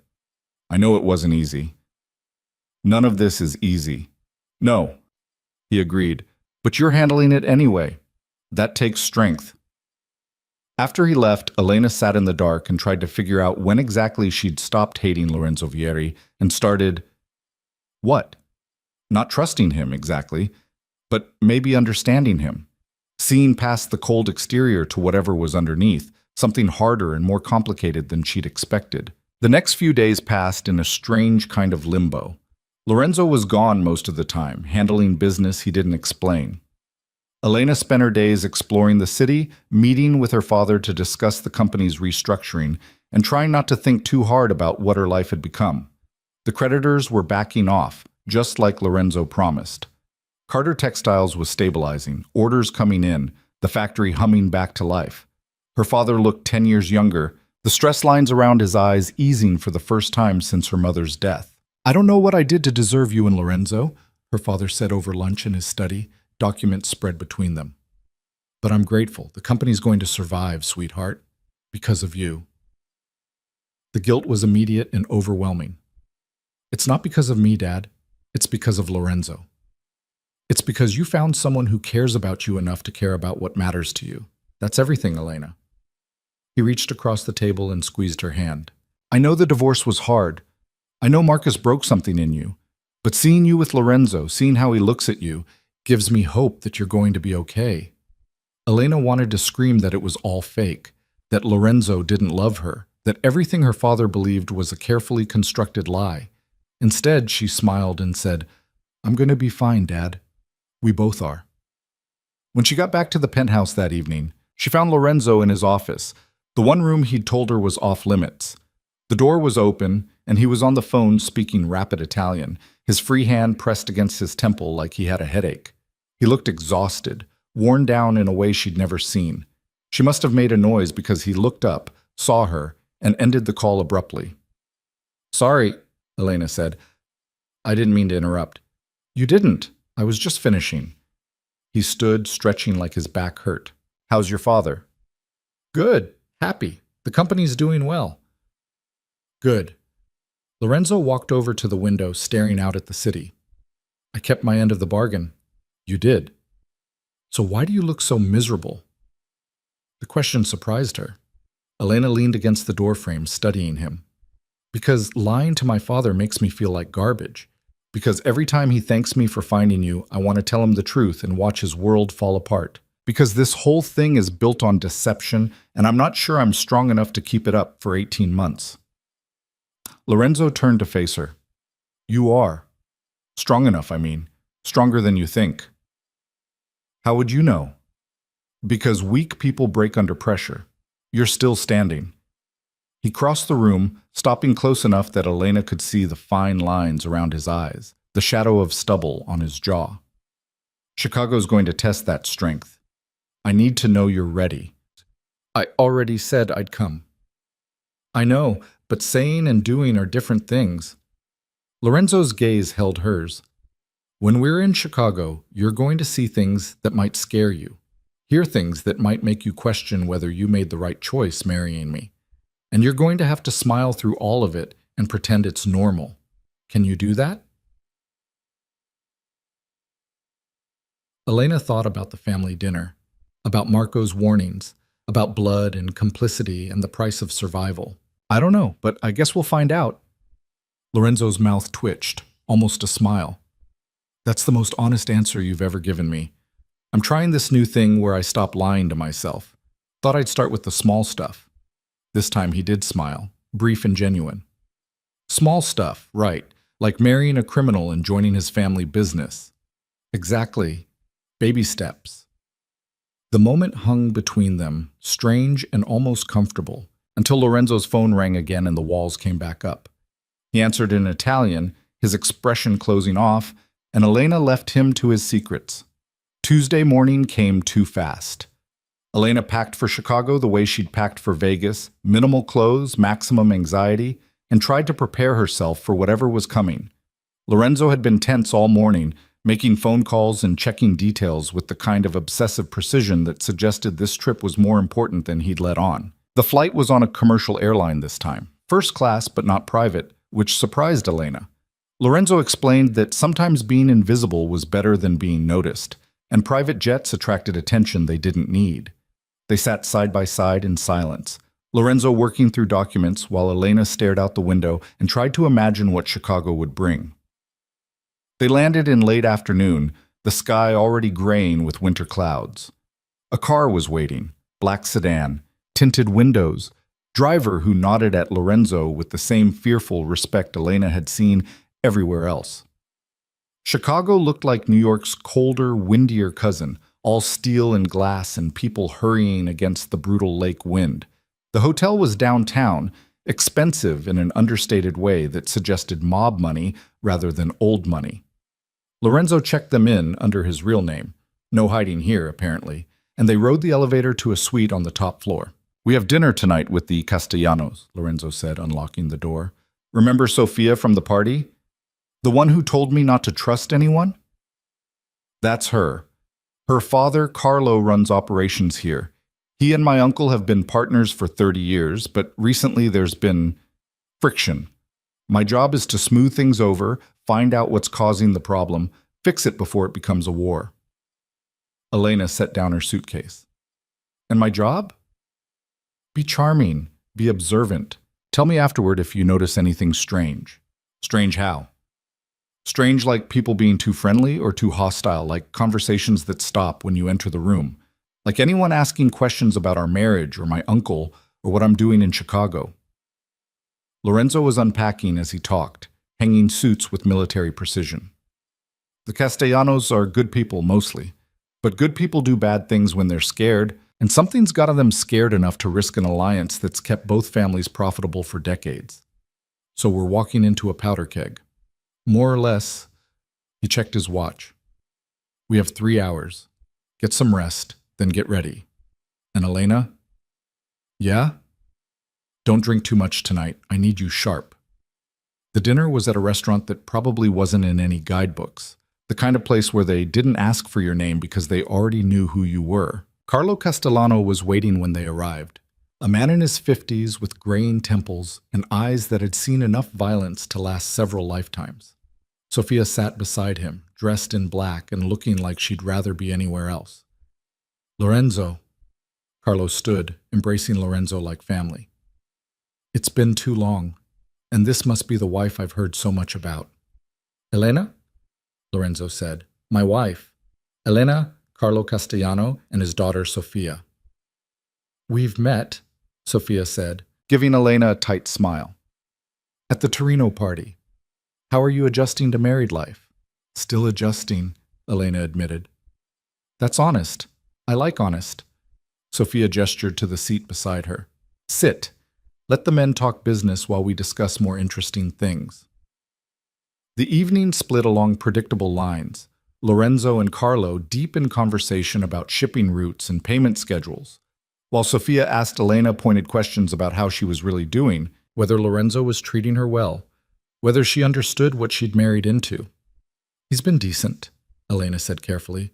Better than I expected. That's not saying much. What did you expect? Honestly, I don't know. A monster, maybe.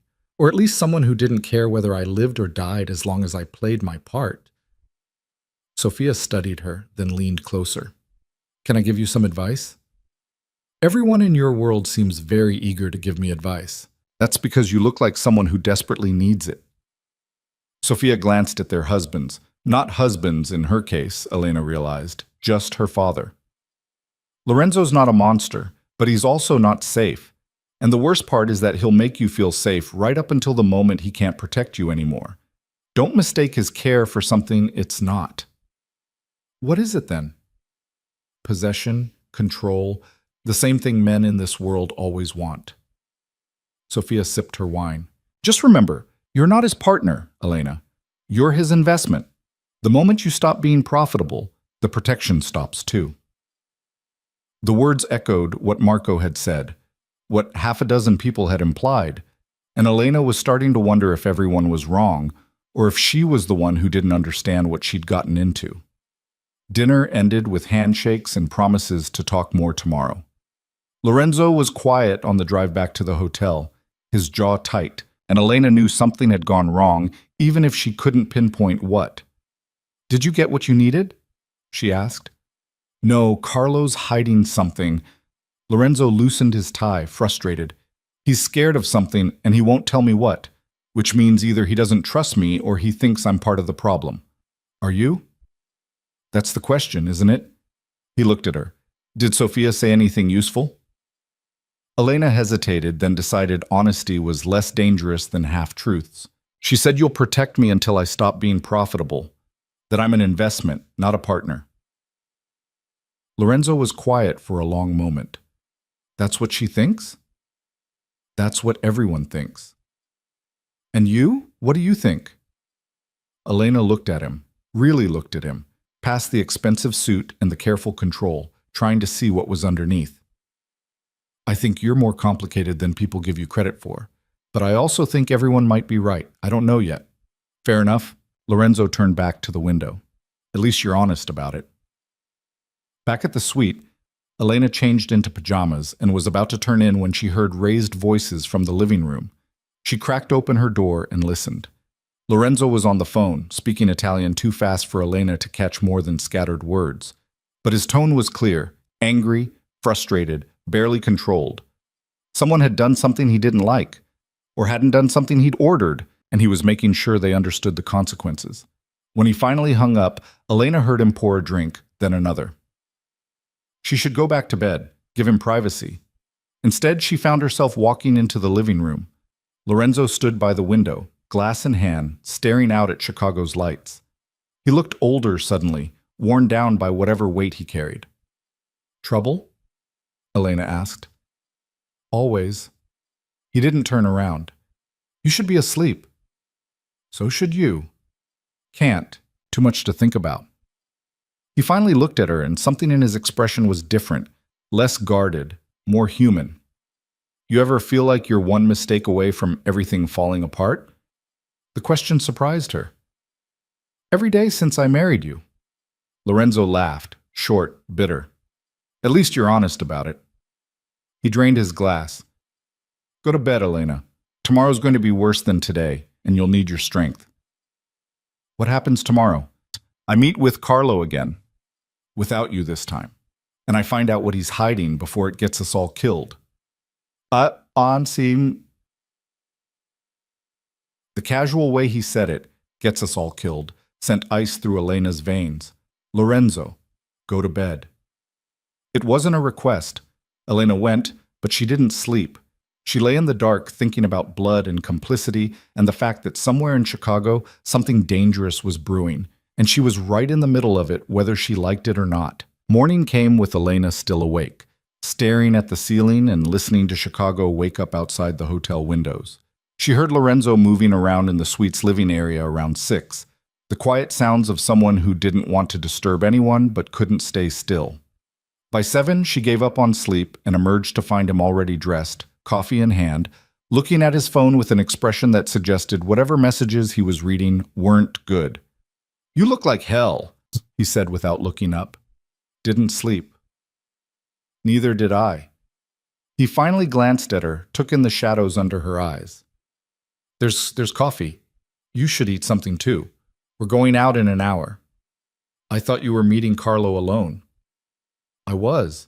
Plans changed." Lorenzo set his phone down, rubbed his eyes.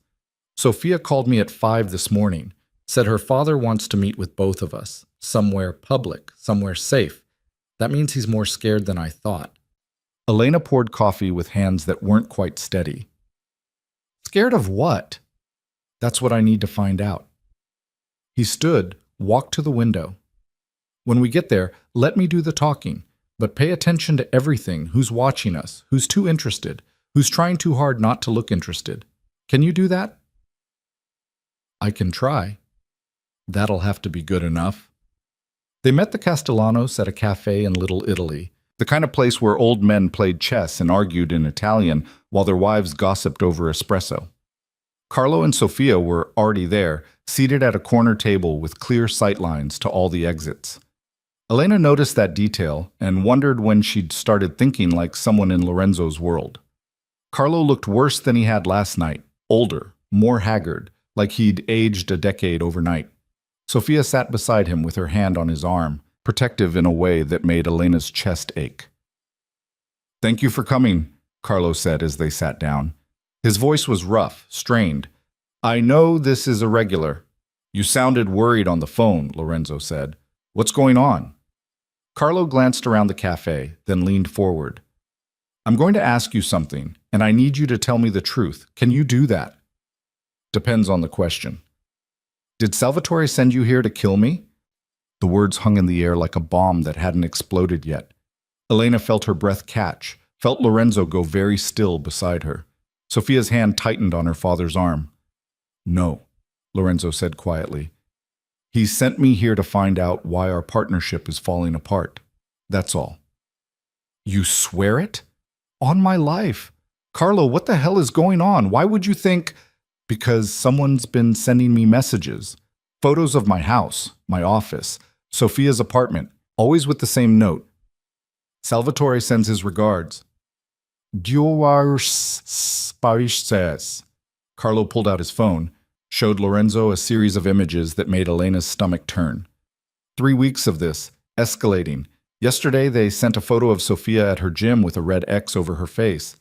Lorenzo's expression went cold in a way Elena had never seen before. "Show me everything." Carlo slid his phone across the table. Lorenzo scrolled through the messages, his jaw working, and Elena could see rage building behind his careful control. "This isn't Salvatore's style. He'd just call you, tell you there was a problem, handle it directly. He wouldn't play games like this. Then who?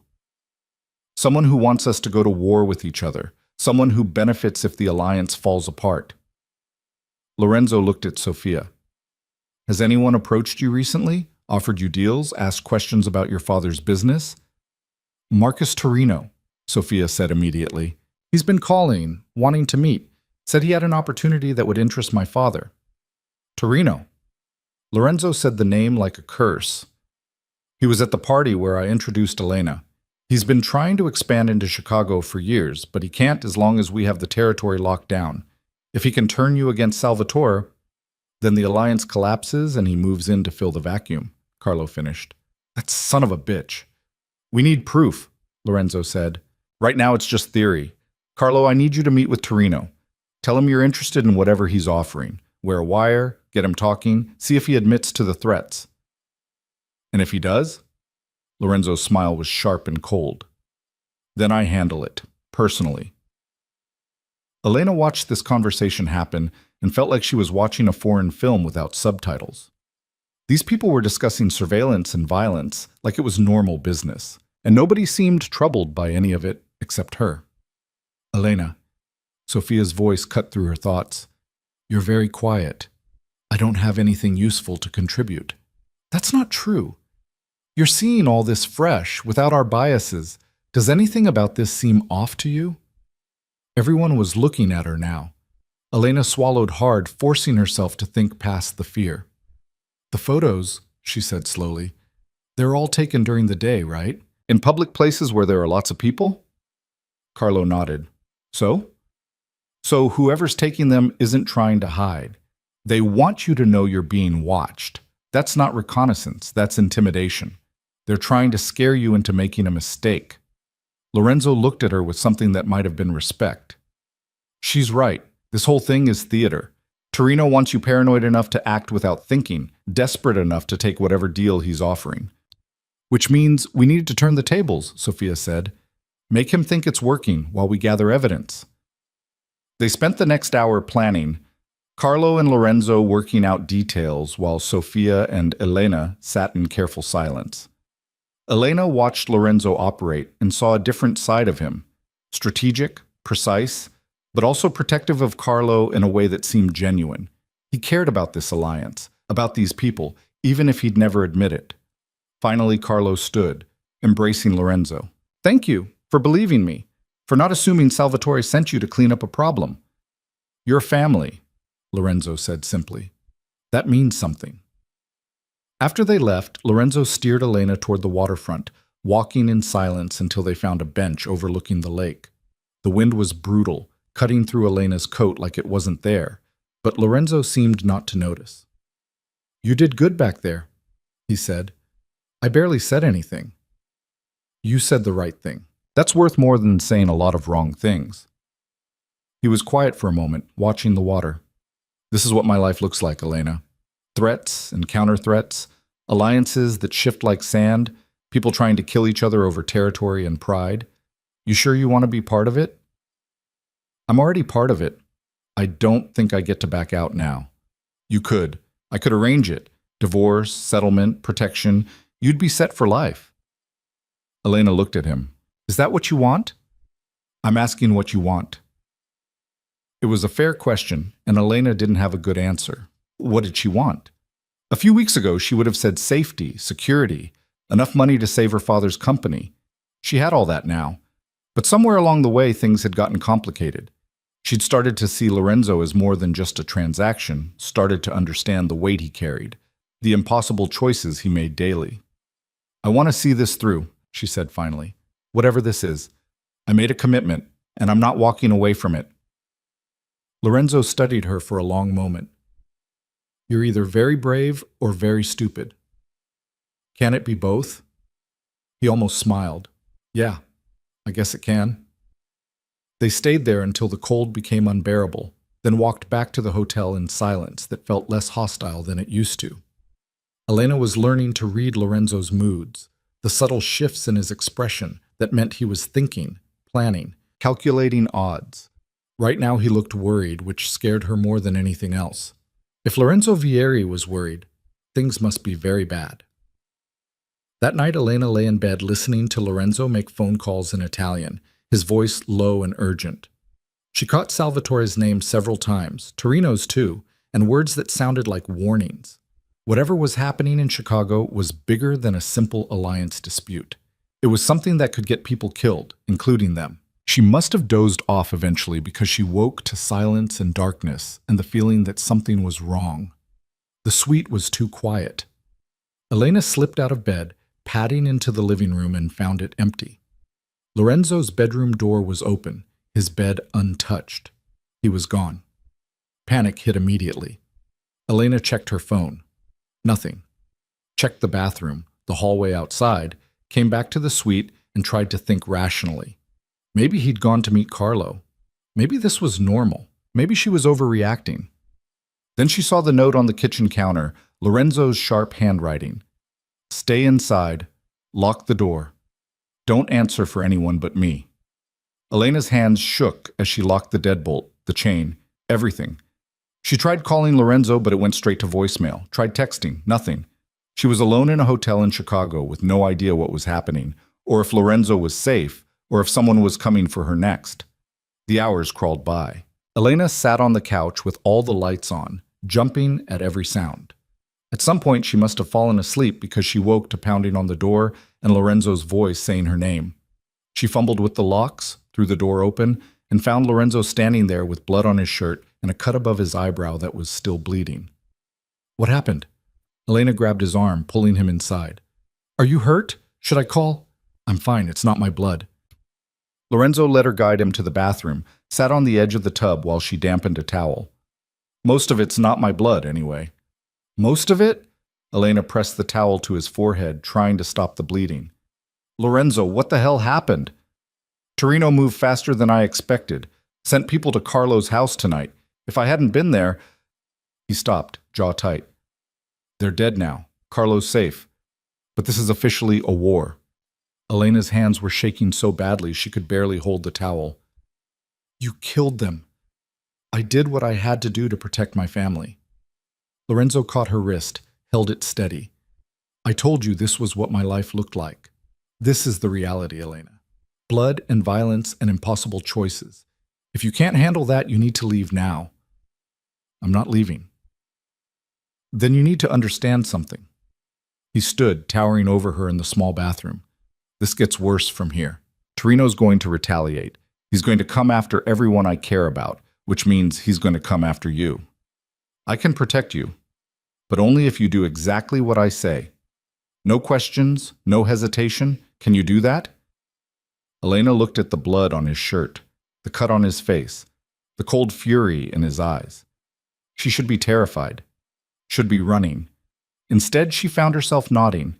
Yes, I can do that. Good. Lorenzo turned on the shower. I need to clean up, then we're leaving. Pack everything. We're going back to New York tonight. What about Carlo? He's coming with us, so is Sofia. Salvatore is sending people to handle the Chicago situation, but I'm getting you somewhere safe first. Elena left him to shower and packed with hands that still trembled. This was real. The violence, the danger, all of it was real, and she was in the middle of it. She'd married Lorenzo knowing what he was, but knowing and experiencing were completely different things. By the time Lorenzo emerged, dressed in clean clothes with the cut on his forehead butterfly bandaged, Elena had both their bags by the door. He looked at her, surprised. You're fast. You said we were leaving. I'm ready. Something shifted in his expression, respect, maybe, or the beginning of trust. Let's go. The ride to the airport was tense. Elena sandwiched between Lorenzo and Sofia in the back of an armored car while Carlo rode up front with the driver. Nobody spoke. Sofia held her father's hand over the seat, and Elena saw tears on her face that she was trying to hide. At the airport, Salvatore's private jet was waiting. Lorenzo hustled them all aboard, his phone constantly ringing with calls he answered in clipped Italian. Elena strapped in next to Sofia, who finally broke her silence. Thank you, Sofia said quietly. For what? For not falling apart. For staying calm.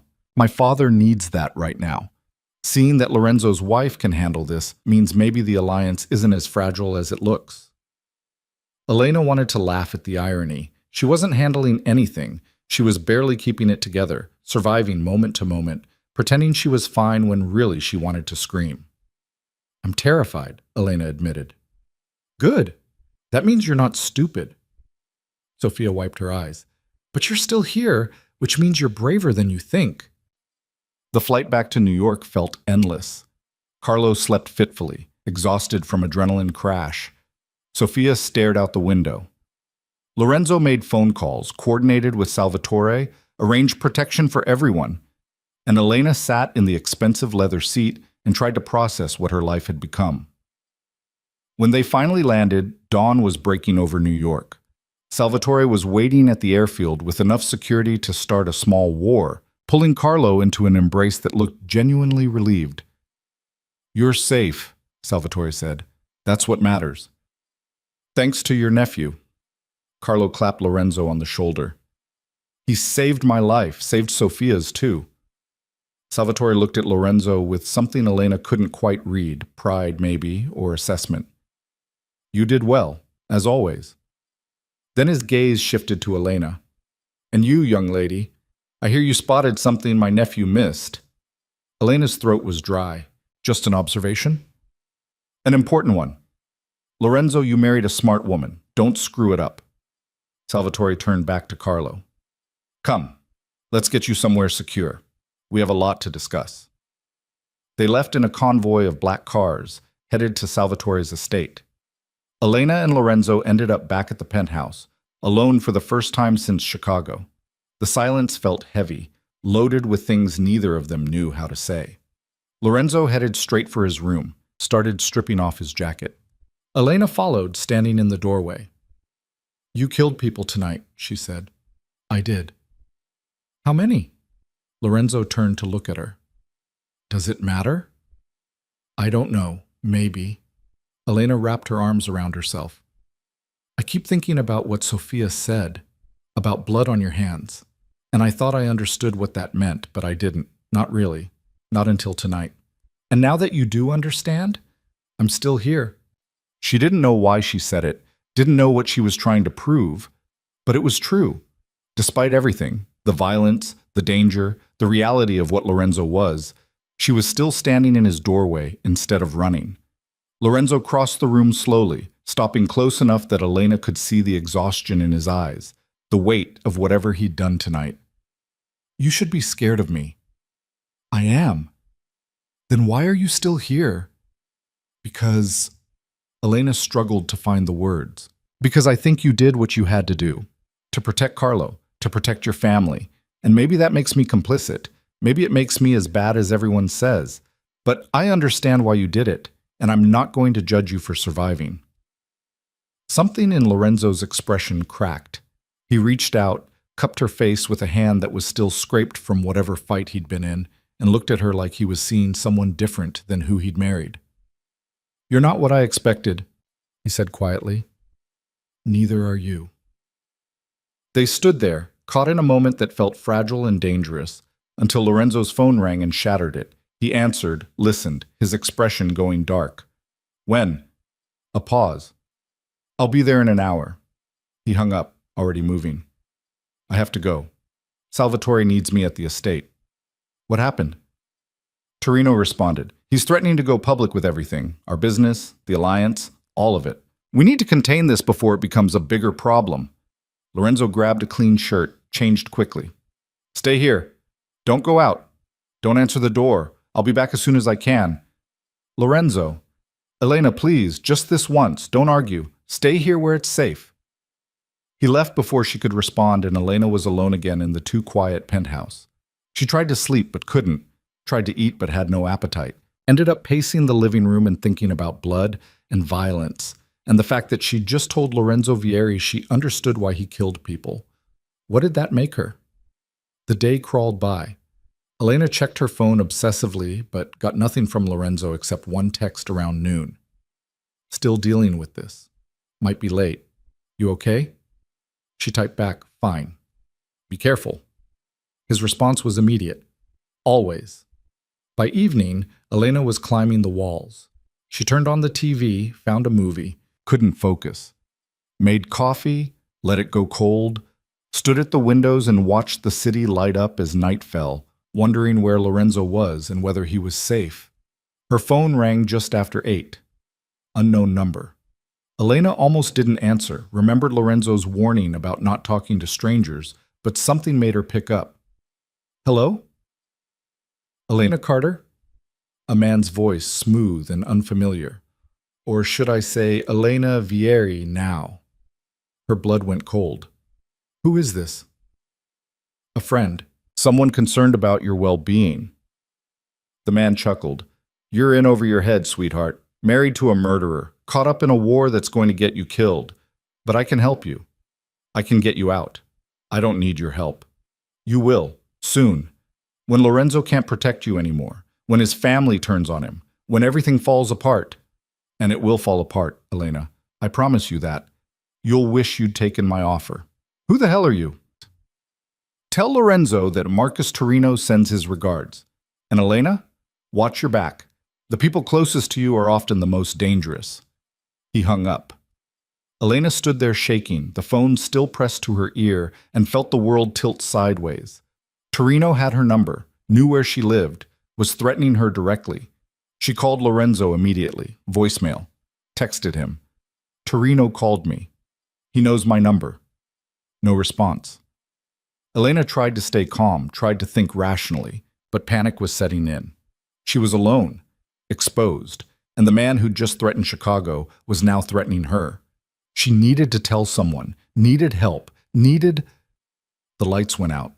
Every light in the penthouse all at once plunging her into darkness.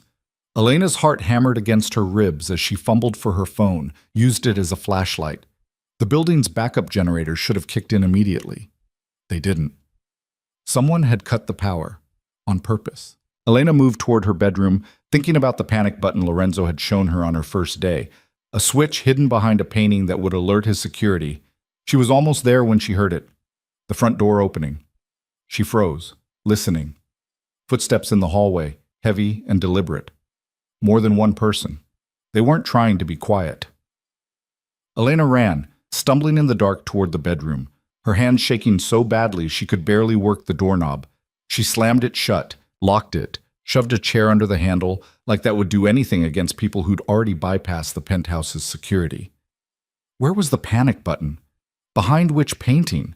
Her mind went blank, terror overriding everything Lorenzo had taught her. The bedroom door shuddered as someone hit it from the other side. Once. Twice. The chair wouldn't hold.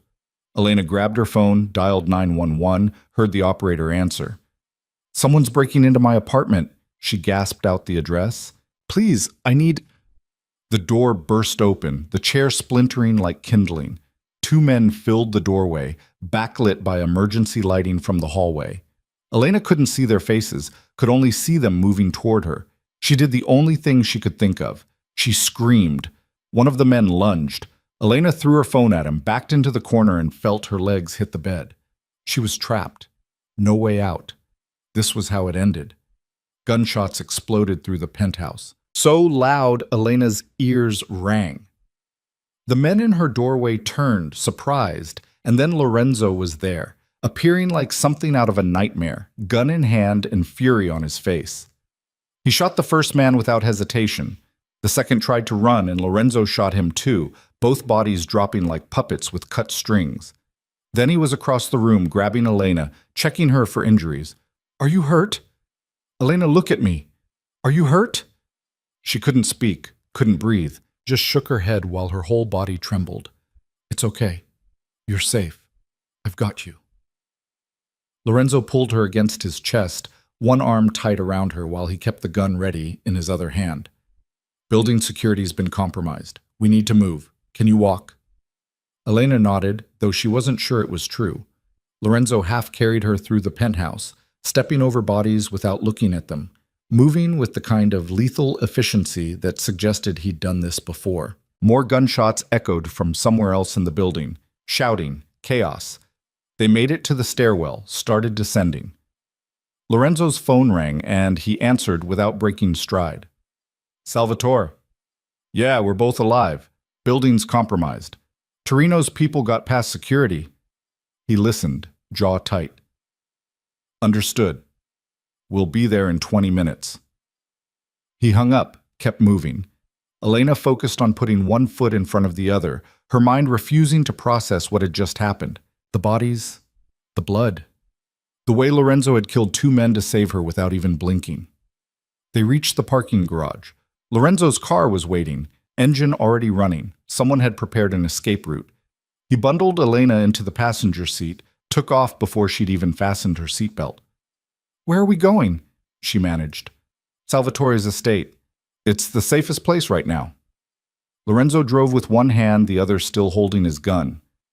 Torino made his move. He was hoping to kill me, take you hostage, use you as leverage, but he underestimated how fast I could get back. He called me. Before the power went out, he said, Elena's voice broke. He said I was in over my head, that I should have taken his offer. Lorenzo's hands tightened on the steering wheel. What offer? He didn't say, just that when everything fell apart, I'd wish I'd listened. He's trying to scare you, make you doubt me, doubt the alliance. Classic intimidation tactic. But Lorenzo's voice was strained, and Elena realized he was more shaken than he was letting on. They drove in silence, speeding through New York like laws didn't apply to them. Maybe they didn't. Maybe when you were Lorenzo Vieri, fleeing from an assassination attempt, normal rules stopped mattering. At Salvatore's estate, they were met by armed guards who swept the car before letting them through the gates. The house was lit up like a fortress, every window blazing, people moving with military precision. Salvatore himself met them at the door, pulling Lorenzo into a fierce embrace. Thank God you're both alive. When I heard Torino hit your building, we're fine. But he got closer than he should have. Lorenzo kept Elena tucked against his side, protective in a way she'd never experienced. How did he get past our security? Someone on the inside. We're finding out who. Salvatore's gaze shifted to Elena, softening. You've had a terrible night, child. Carlotta will show you to a room where you can rest. I'm not leaving Lorenzo, Elena said, surprising herself. Elena, Lorenzo started. No, I'm not leaving you. Not after... She couldn't finish the sentence, couldn't articulate the terror of those moments when she thought she was going to die, when Lorenzo had appeared like her mind had conjured him from desperate hope. Lorenzo looked at her, really looked at her, and something passed between them, an understanding maybe, or the beginning of something neither of them had names for yet. She stays with me, he told Salvatore. His uncle raised an eyebrow but nodded. As you wish. Come, we have much to discuss. They gathered in Salvatore's study. Lorenzo, Salvatore, Carlo, and a handful of men Elena recognized from the family dinner. She sat in the corner trying to be invisible while her hands still shook and her mind replayed the sound of gunshots over and over. Torino crossed a line, Salvatore said, his voice dangerously calm. Attacking family in their homes. That's not business, that's war. He's getting desperate, Carlo added. The Chicago operation failed. He knows we're on to him. So he went after the one thing he thought would break Lorenzo's focus. All eyes turned to Elena. She felt herself shrinking under the attention, but Lorenzo moved to stand beside her chair, his hand settling on her shoulder. He failed, Lorenzo said flatly. Elena's safe, and now we know exactly how far Torino's willing to go. Which means we end this. Tonight. How? One of the other men asked. We hit him where it hurts. His operations, his money, his reputation, all of it, all at once. By tomorrow morning, Marcus Torino should be radioactive. Nobody will touch him, nobody will work with him, and he'll be so busy defending what's left that he won't have time to come after us. Salvatore leaned back, considering. That's aggressive. He tried to kill my wife. Aggressive is the only response. The possessiveness in that statement, my wife, sent something warm through Elena's chest despite everything. Lorenzo meant it. Maybe not the way a real husband would mean it, but he meant it nonetheless. Do it, Salvatore said. But carefully. We can't afford mistakes. The men scattered to make phone calls, coordinate attacks, mobilize resources. Elena watched them transform from businessmen into something else, something efficient and deadly. This was what they'd been trained for, she realized. Not just running legitimate businesses, but waging war when necessary. Lorenzo stayed with her, making his own calls in rapid Italian while his hand remained on her shoulder like an anchor. Finally, the room cleared except for the two of them, and he knelt in front of her chair so they were eye level. "Are you really okay?" he asked quietly. "I don't know. Am I supposed to be okay after people tried to kill me?"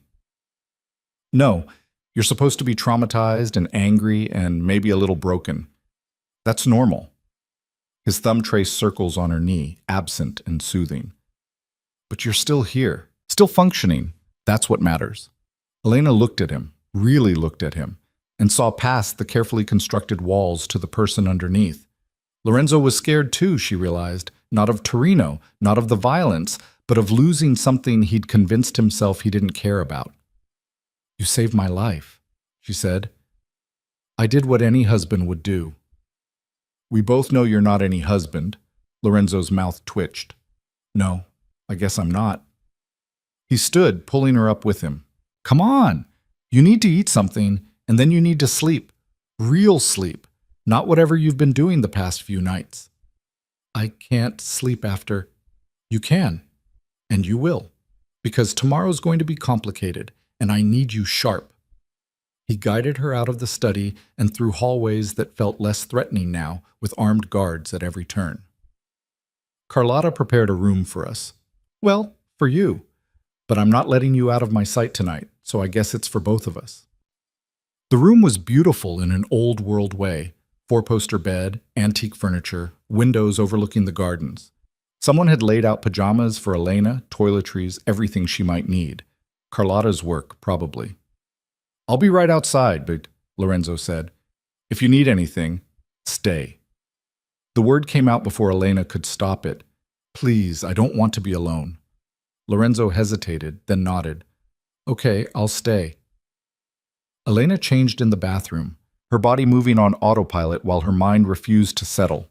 When she emerged, Lorenzo had shed his jacket and shoes, but was still fully dressed, sitting in an armchair by the window with his gun on the side table within easy reach. "You sleep," he said. "I'll keep watch." "You need sleep too." "I'll sleep when Torino's not a threat anymore."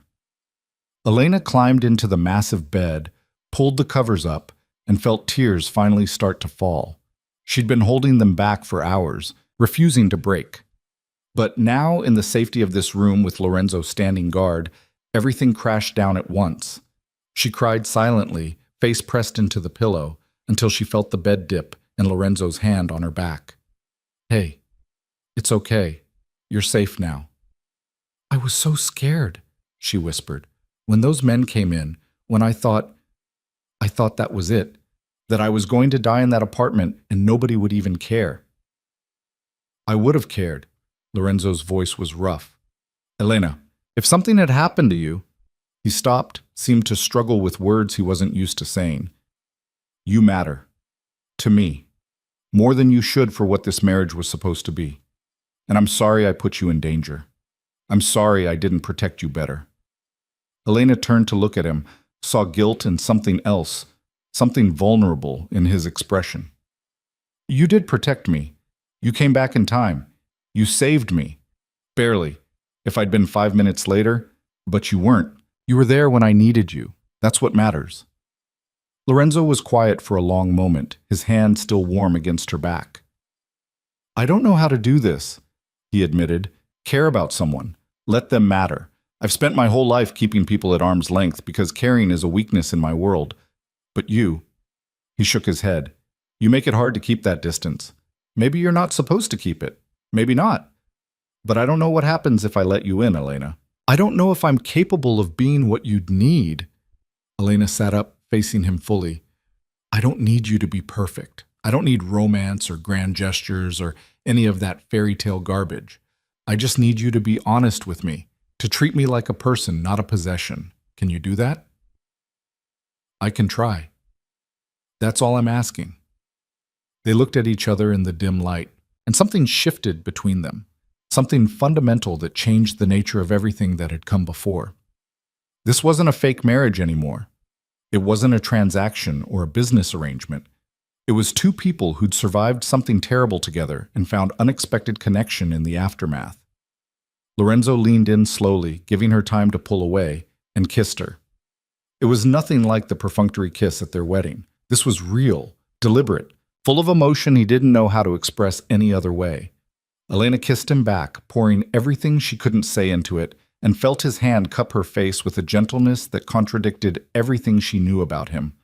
When they finally broke apart, both breathing hard, Lorenzo rested his forehead against hers. "This is a terrible idea," he murmured. "Probably the worst. We should stop."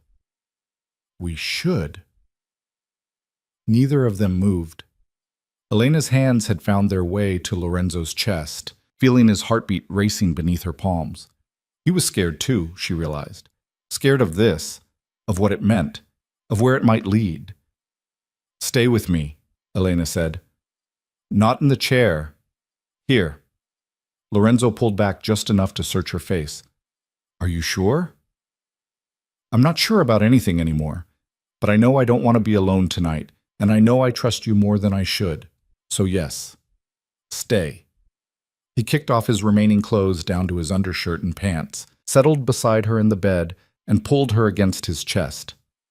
Elena fit there like she'd been designed for that exact space, her head tucked under his chin, his arms wrapped around her. "Thank you," she whispered. "For what?" "For not letting me die. For caring enough to come back. For being more than what I expected." Lorenzo's arms tightened. "Get some sleep. Tomorrow's going to be rough." But Elena was already drifting off, exhaustion finally winning, safe in a way she hadn't felt since this whole thing started. She woke to daylight and voices outside the door. Lorenzo was already up, dressed, on the phone speaking in clipped Italian. When he saw she was awake, he ended the call. "It's done," he said. "Torino's operations are in shambles. The Fed's got an anonymous tip about his money laundering. They're freezing his accounts as we speak.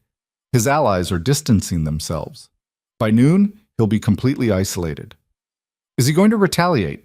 "He can try, but he won't get far.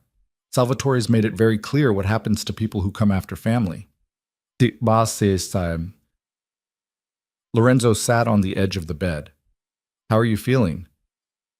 "Like I survived something I shouldn't have." "That's accurate." He brushed hair from her face, the gesture tender in a way she'd never expected from him. "I need to ask you something, and I need you to be honest. Do you want out? Of this marriage, this life, all of it? Because I can arrange it. You'd be protected, financially set, free to go wherever you want. No judgment, no consequences." Elena's chest tightened. "Is that what you want?" "I'm asking what you want." She thought about it, really thought about it. Leaving would be easier, safer. She could go back to her old life, rebuild without the constant threat of violence, without being complicit in things that probably kept her from sleeping at night. But she'd also be leaving Lorenzo. This complicated, damaged man who'd somehow become more than just a means to an end. Who'd risked his life to save hers, who'd held her while she cried, who'd kissed her like she mattered. "I want to stay," Elena said. "Not because of the contract or the money or saving my father's company. I want to stay because of you. Because somewhere in this mess, I started caring about you, and I want to see where that goes." Lorenzo's expression did something complicated. Surprise, relief, fear, hope, all tangled together. "Even knowing what I am, what I've done?" "Even knowing all of it. You're not a good man, Lorenzo. But you're not the monster everyone thinks you are either. You're just complicated. And I think I'm okay with complicated." He kissed her again, slower this time, like he was trying to memorize the feeling. When he pulled back, his eyes were suspiciously bright. "I don't deserve you," he said quietly. "Probably not, but you're stuck with me anyway." They stayed there for a moment, tangled together in the morning light, until reality intruded in the form of Carlotta knocking on the door. "Lorenzo, your uncle needs you, now." The urgency in her voice got them both moving. They dressed quickly and found Salvatore in his study, looking grim. "Torino's dead," he said without preamble. "Suicide, according to the initial reports. Gun in his hand, note beside him saying he couldn't live with the shame of his failures." Lorenzo's expression went carefully blank. Suicide. That's the official story, and it's the story we're all going to stick with. Understood? It wasn't suicide, Elena realized. Someone had killed Torino and made it look like he'd killed himself. Maybe Salvatore's people, maybe Lorenzo's, maybe someone else entirely, but it was murder dressed up as convenient resolution. "Understood," Lorenzo said. Salvatore's gaze shifted to Elena. "You've seen and heard a lot in the past few days, things that could cause problems if they became public. I need to know you can be trusted to keep family business private." It was a test and a threat wrapped together. Elena met his eyes and didn't flinch. "I'm family now. Family protects family. You have my word." Salvatore studied her for a long moment, then smiled. "You're tougher than you look, Elena Vieri. My nephew chose well." He turned back to Lorenzo. "The Chicago situation is resolved. Carlo's territory is secure, and Torino's no longer a threat, which means you can finally focus on your own life instead of constantly putting out fires." "What does that mean?" "It means I think you've earned some time. Take your wife home. Build something real with her instead of just playing house. You deserve that, Lorenzo. Both of you do." Walking out of Salvatore's estate felt like walking out of a war zone. Elena's body was heavy with exhaustion and relief and the weight of everything that had happened. Lorenzo kept her close, his hand on the small of her back, protective but also possessive in a way that felt different now. In the car, Elena leaned her head against his shoulder. "What happens now?" "Now? We go home. We figure out how to be married for real instead of just for show. We build something that isn't based on contracts and desperation." Lorenzo's fingers laced through hers. "And we try to be happy, however that looks." "You think we can? Be happy?" "I think we've survived everything else. Happiness might actually be easier." They drove back to the city in comfortable silence, watching New York wake up to a morning that felt different somehow. The penthouse had been cleaned and secured, all evidence of the attack erased like it never happened. But Elena would carry the memory of those moments forever. The terror, the gunshots, the way Lorenzo had appeared like salvation. Over the next few weeks, things shifted in ways Elena couldn't have predicted. Lorenzo started coming home earlier, trading late-night business calls for dinners with her.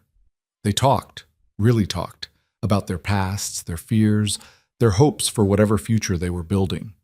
He introduced her to parts of his world that were legitimate, businesses he was trying to transition into legal territory, foundations he supported that helped at-risk kids avoid the life he'd lived. "I want to do something good," he told her one night, standing in his office surrounded by papers. "Build something that isn't just about money or power, something that matters." Elena helped him research options, discovered she had a talent for organization and strategy that had been wasted on her failed marriage to Marcus. Together they started planning a foundation focused on helping struggling businesses transition to sustainable models, exactly the kind of help Carter Textiles had needed but couldn't afford. Her father noticed the change in her. "You're happy?" he said during one of their weekly lunches. "Really happy. I can see it on your face." "I am," Elena admitted, and realized it was true. Despite everything, the violence, the fear, the moral compromises, she was happier than she'd been in years. Lorenzo saw her, valued her, treated her like a partner instead of an accessory. He asked her opinion on business decisions, trusted her judgment, made space for her in his life in ways Marcus never had. "Lorenzo's good for you," her father continued.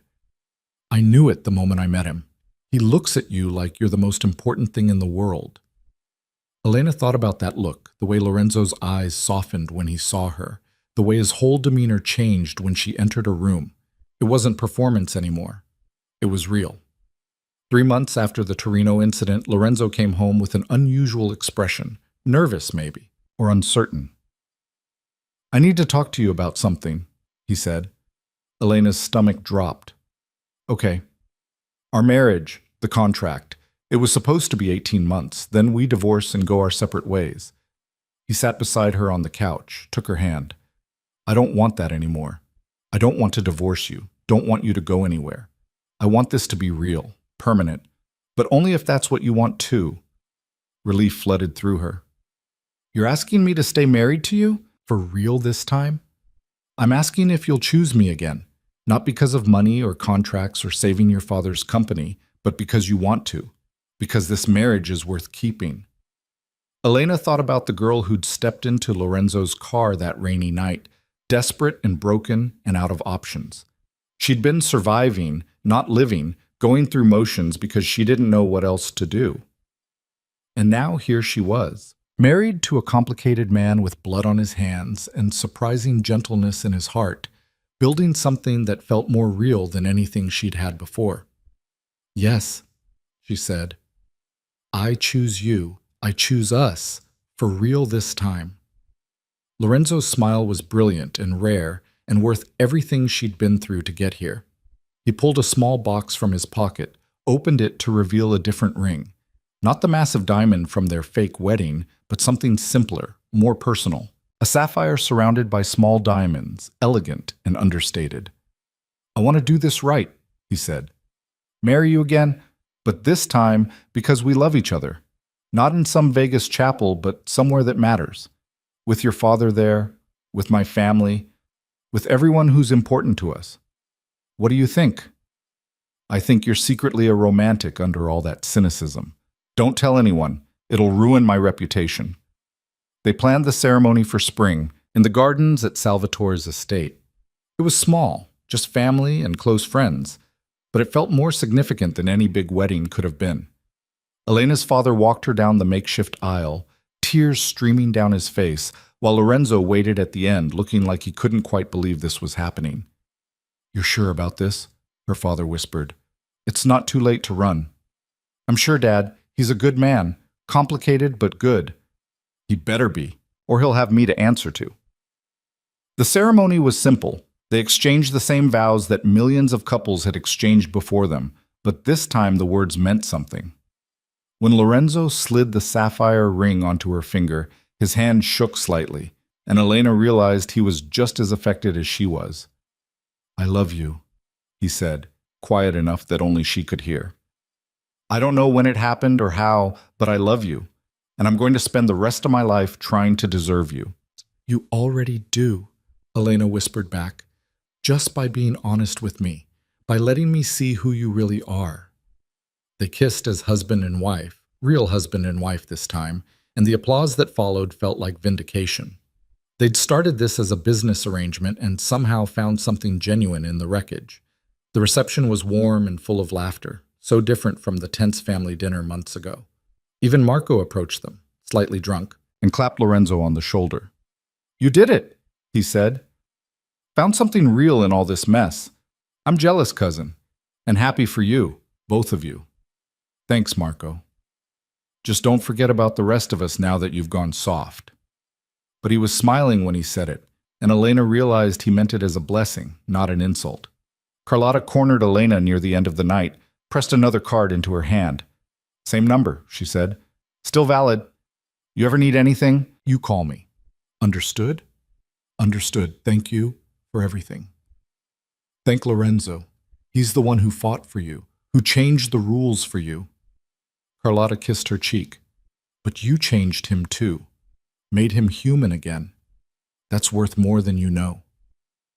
As the party wound down and guests departed, Elena found herself alone with Lorenzo in the gardens, the same place Carlotta had given her that first piece of advice months ago. Happy? Lorenzo asked, pulling her close. Terrified, Elena admitted. But happy. Is that normal? I think for people like us, terrified and happy might be the same thing. He rested his chin on top of her head. I know this isn't a fairy tale. I know there's still going to be hard days, dangerous situations, times when you question whether this was worth it.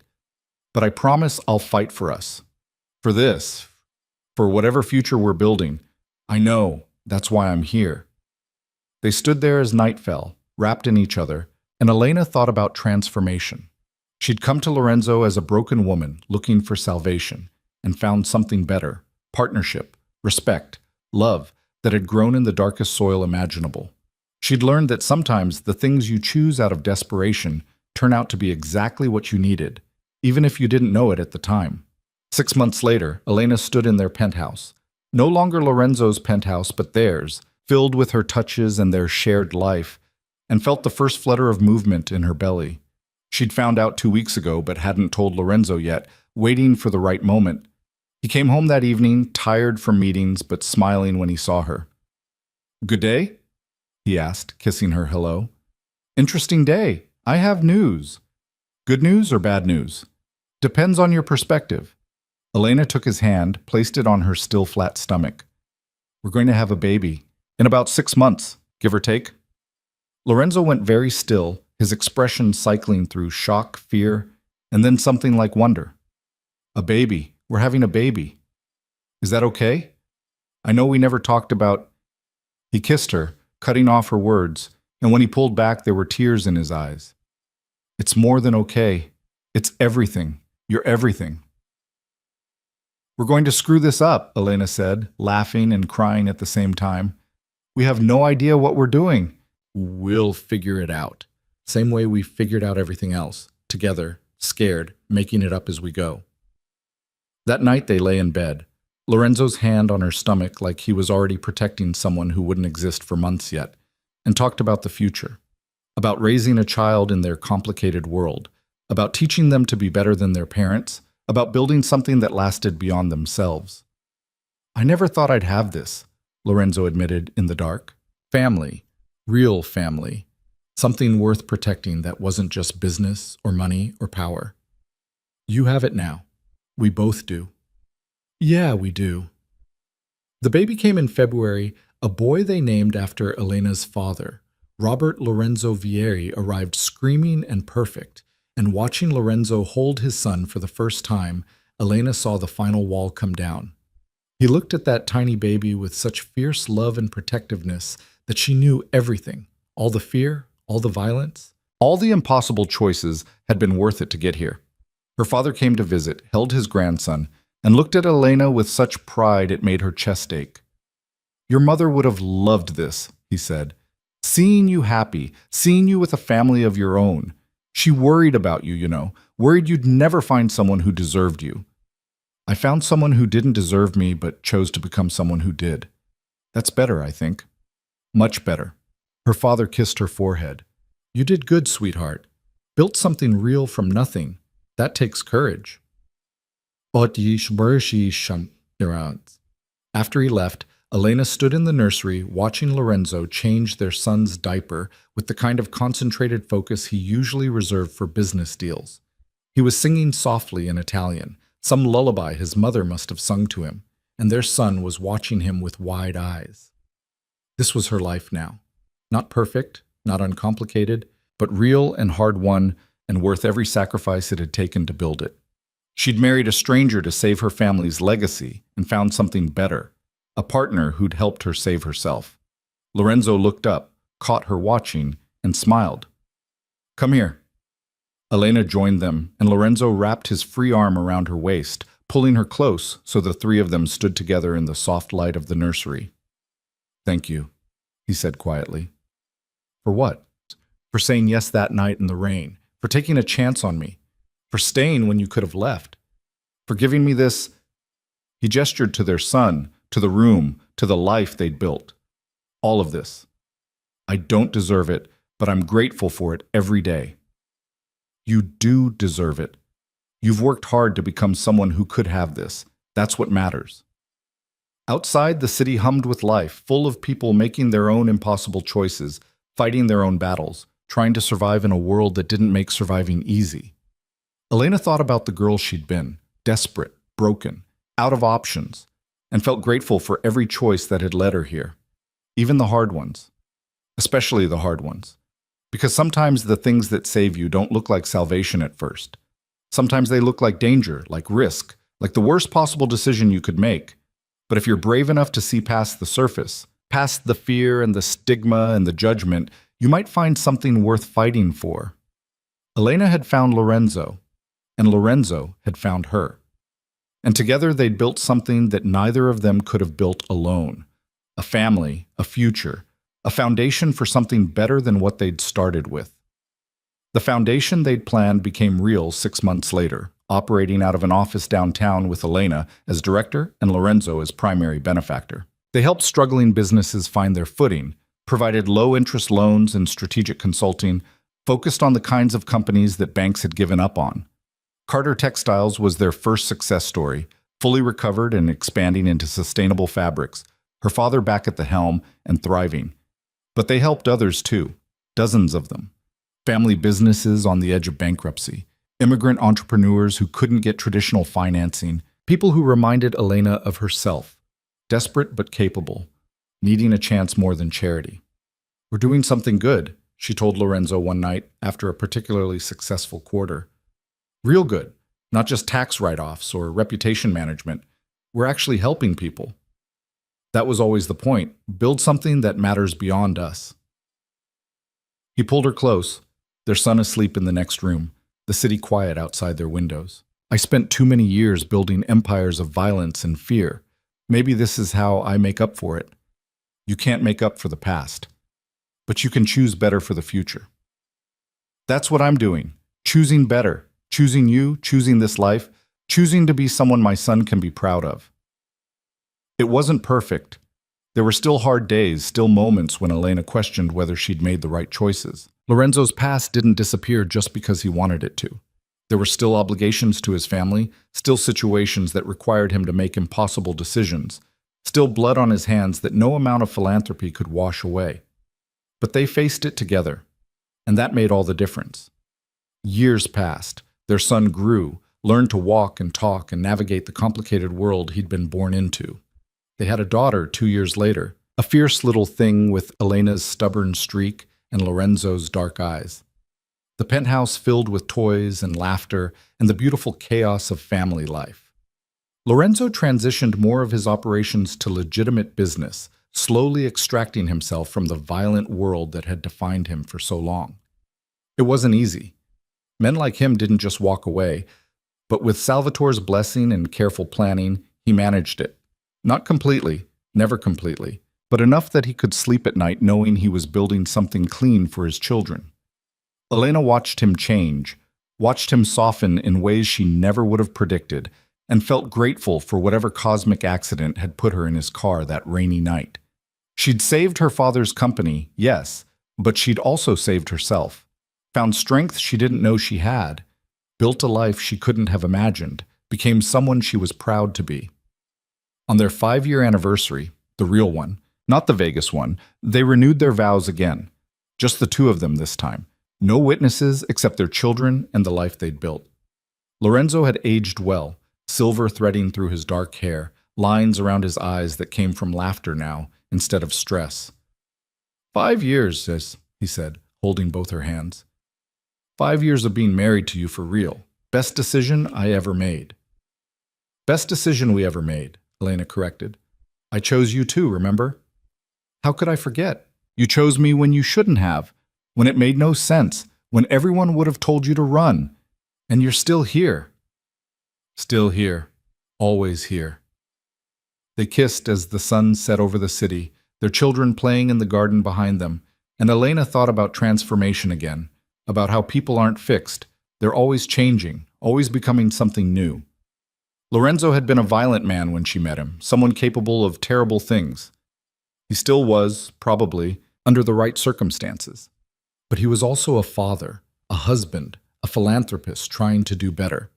And Elena herself had changed too. From a broken divorcee with no options to a woman who'd built a foundation, raised children, partnered with one of the most dangerous men in New York, and somehow made it work. She'd learned that strength wasn't about never being afraid, it was about being terrified and choosing to stay anyway. Their story wasn't a fairy tale. It was messy and complicated and built on foundations that would make most people uncomfortable, but it was theirs, earned through blood and tears and impossible choices, and that made it real in ways fairy tales could never be. As night fell and they gathered their children to go inside, Elena looked at Lorenzo, really looked at him, and saw everything they'd survived to get here. The fear, the violence, the desperate bargain that had somehow become the best thing in both their lives. I love you, she said, simple and true. Lorenzo smiled, the real smile he saved just for her. I love you too, even though you're way too good for me. Probably, but you're stuck with me anyway. Thank God for that. They walked inside together, a family built from desperation and transformed by choice, and Elena felt complete in a way she'd never expected to feel again. This was what she'd been searching for that rainy night when she'd almost stepped into traffic. Not salvation, not rescue, but partnership. Someone who saw her fully and chose her anyway. Someone who let her see them and trusted her with that vulnerability. Lorenzo had given her that, and she'd given it back to him. And together they'd built something that neither of them could have built alone. A life worth living, a love worth fighting for, a future worth believing in. The foundation kept growing. Their children thrived. The years accumulated, each one adding new layers to the life they'd constructed from impossible circumstances. And through it all, Elena and Lorenzo held on to each other, held on to the truth that had saved them both. Sometimes the worst decisions turn out to be the best ones, if you're brave enough to see them through. Sometimes salvation doesn't look like safety. Sometimes it looks like danger, like risk, like a sleek black car stopping in the rain and a dangerous man offering an impossible deal. Sometimes you have to lose everything to find out what you're really capable of. Sometimes you have to marry a stranger to discover who you really are. Elena had done all that, and she'd do it again in a heartbeat. Because the life she'd built with Lorenzo, messy and complicated and imperfect as it was hers. Truly, completely, undeniably hers. And that was worth everything it had cost to create it.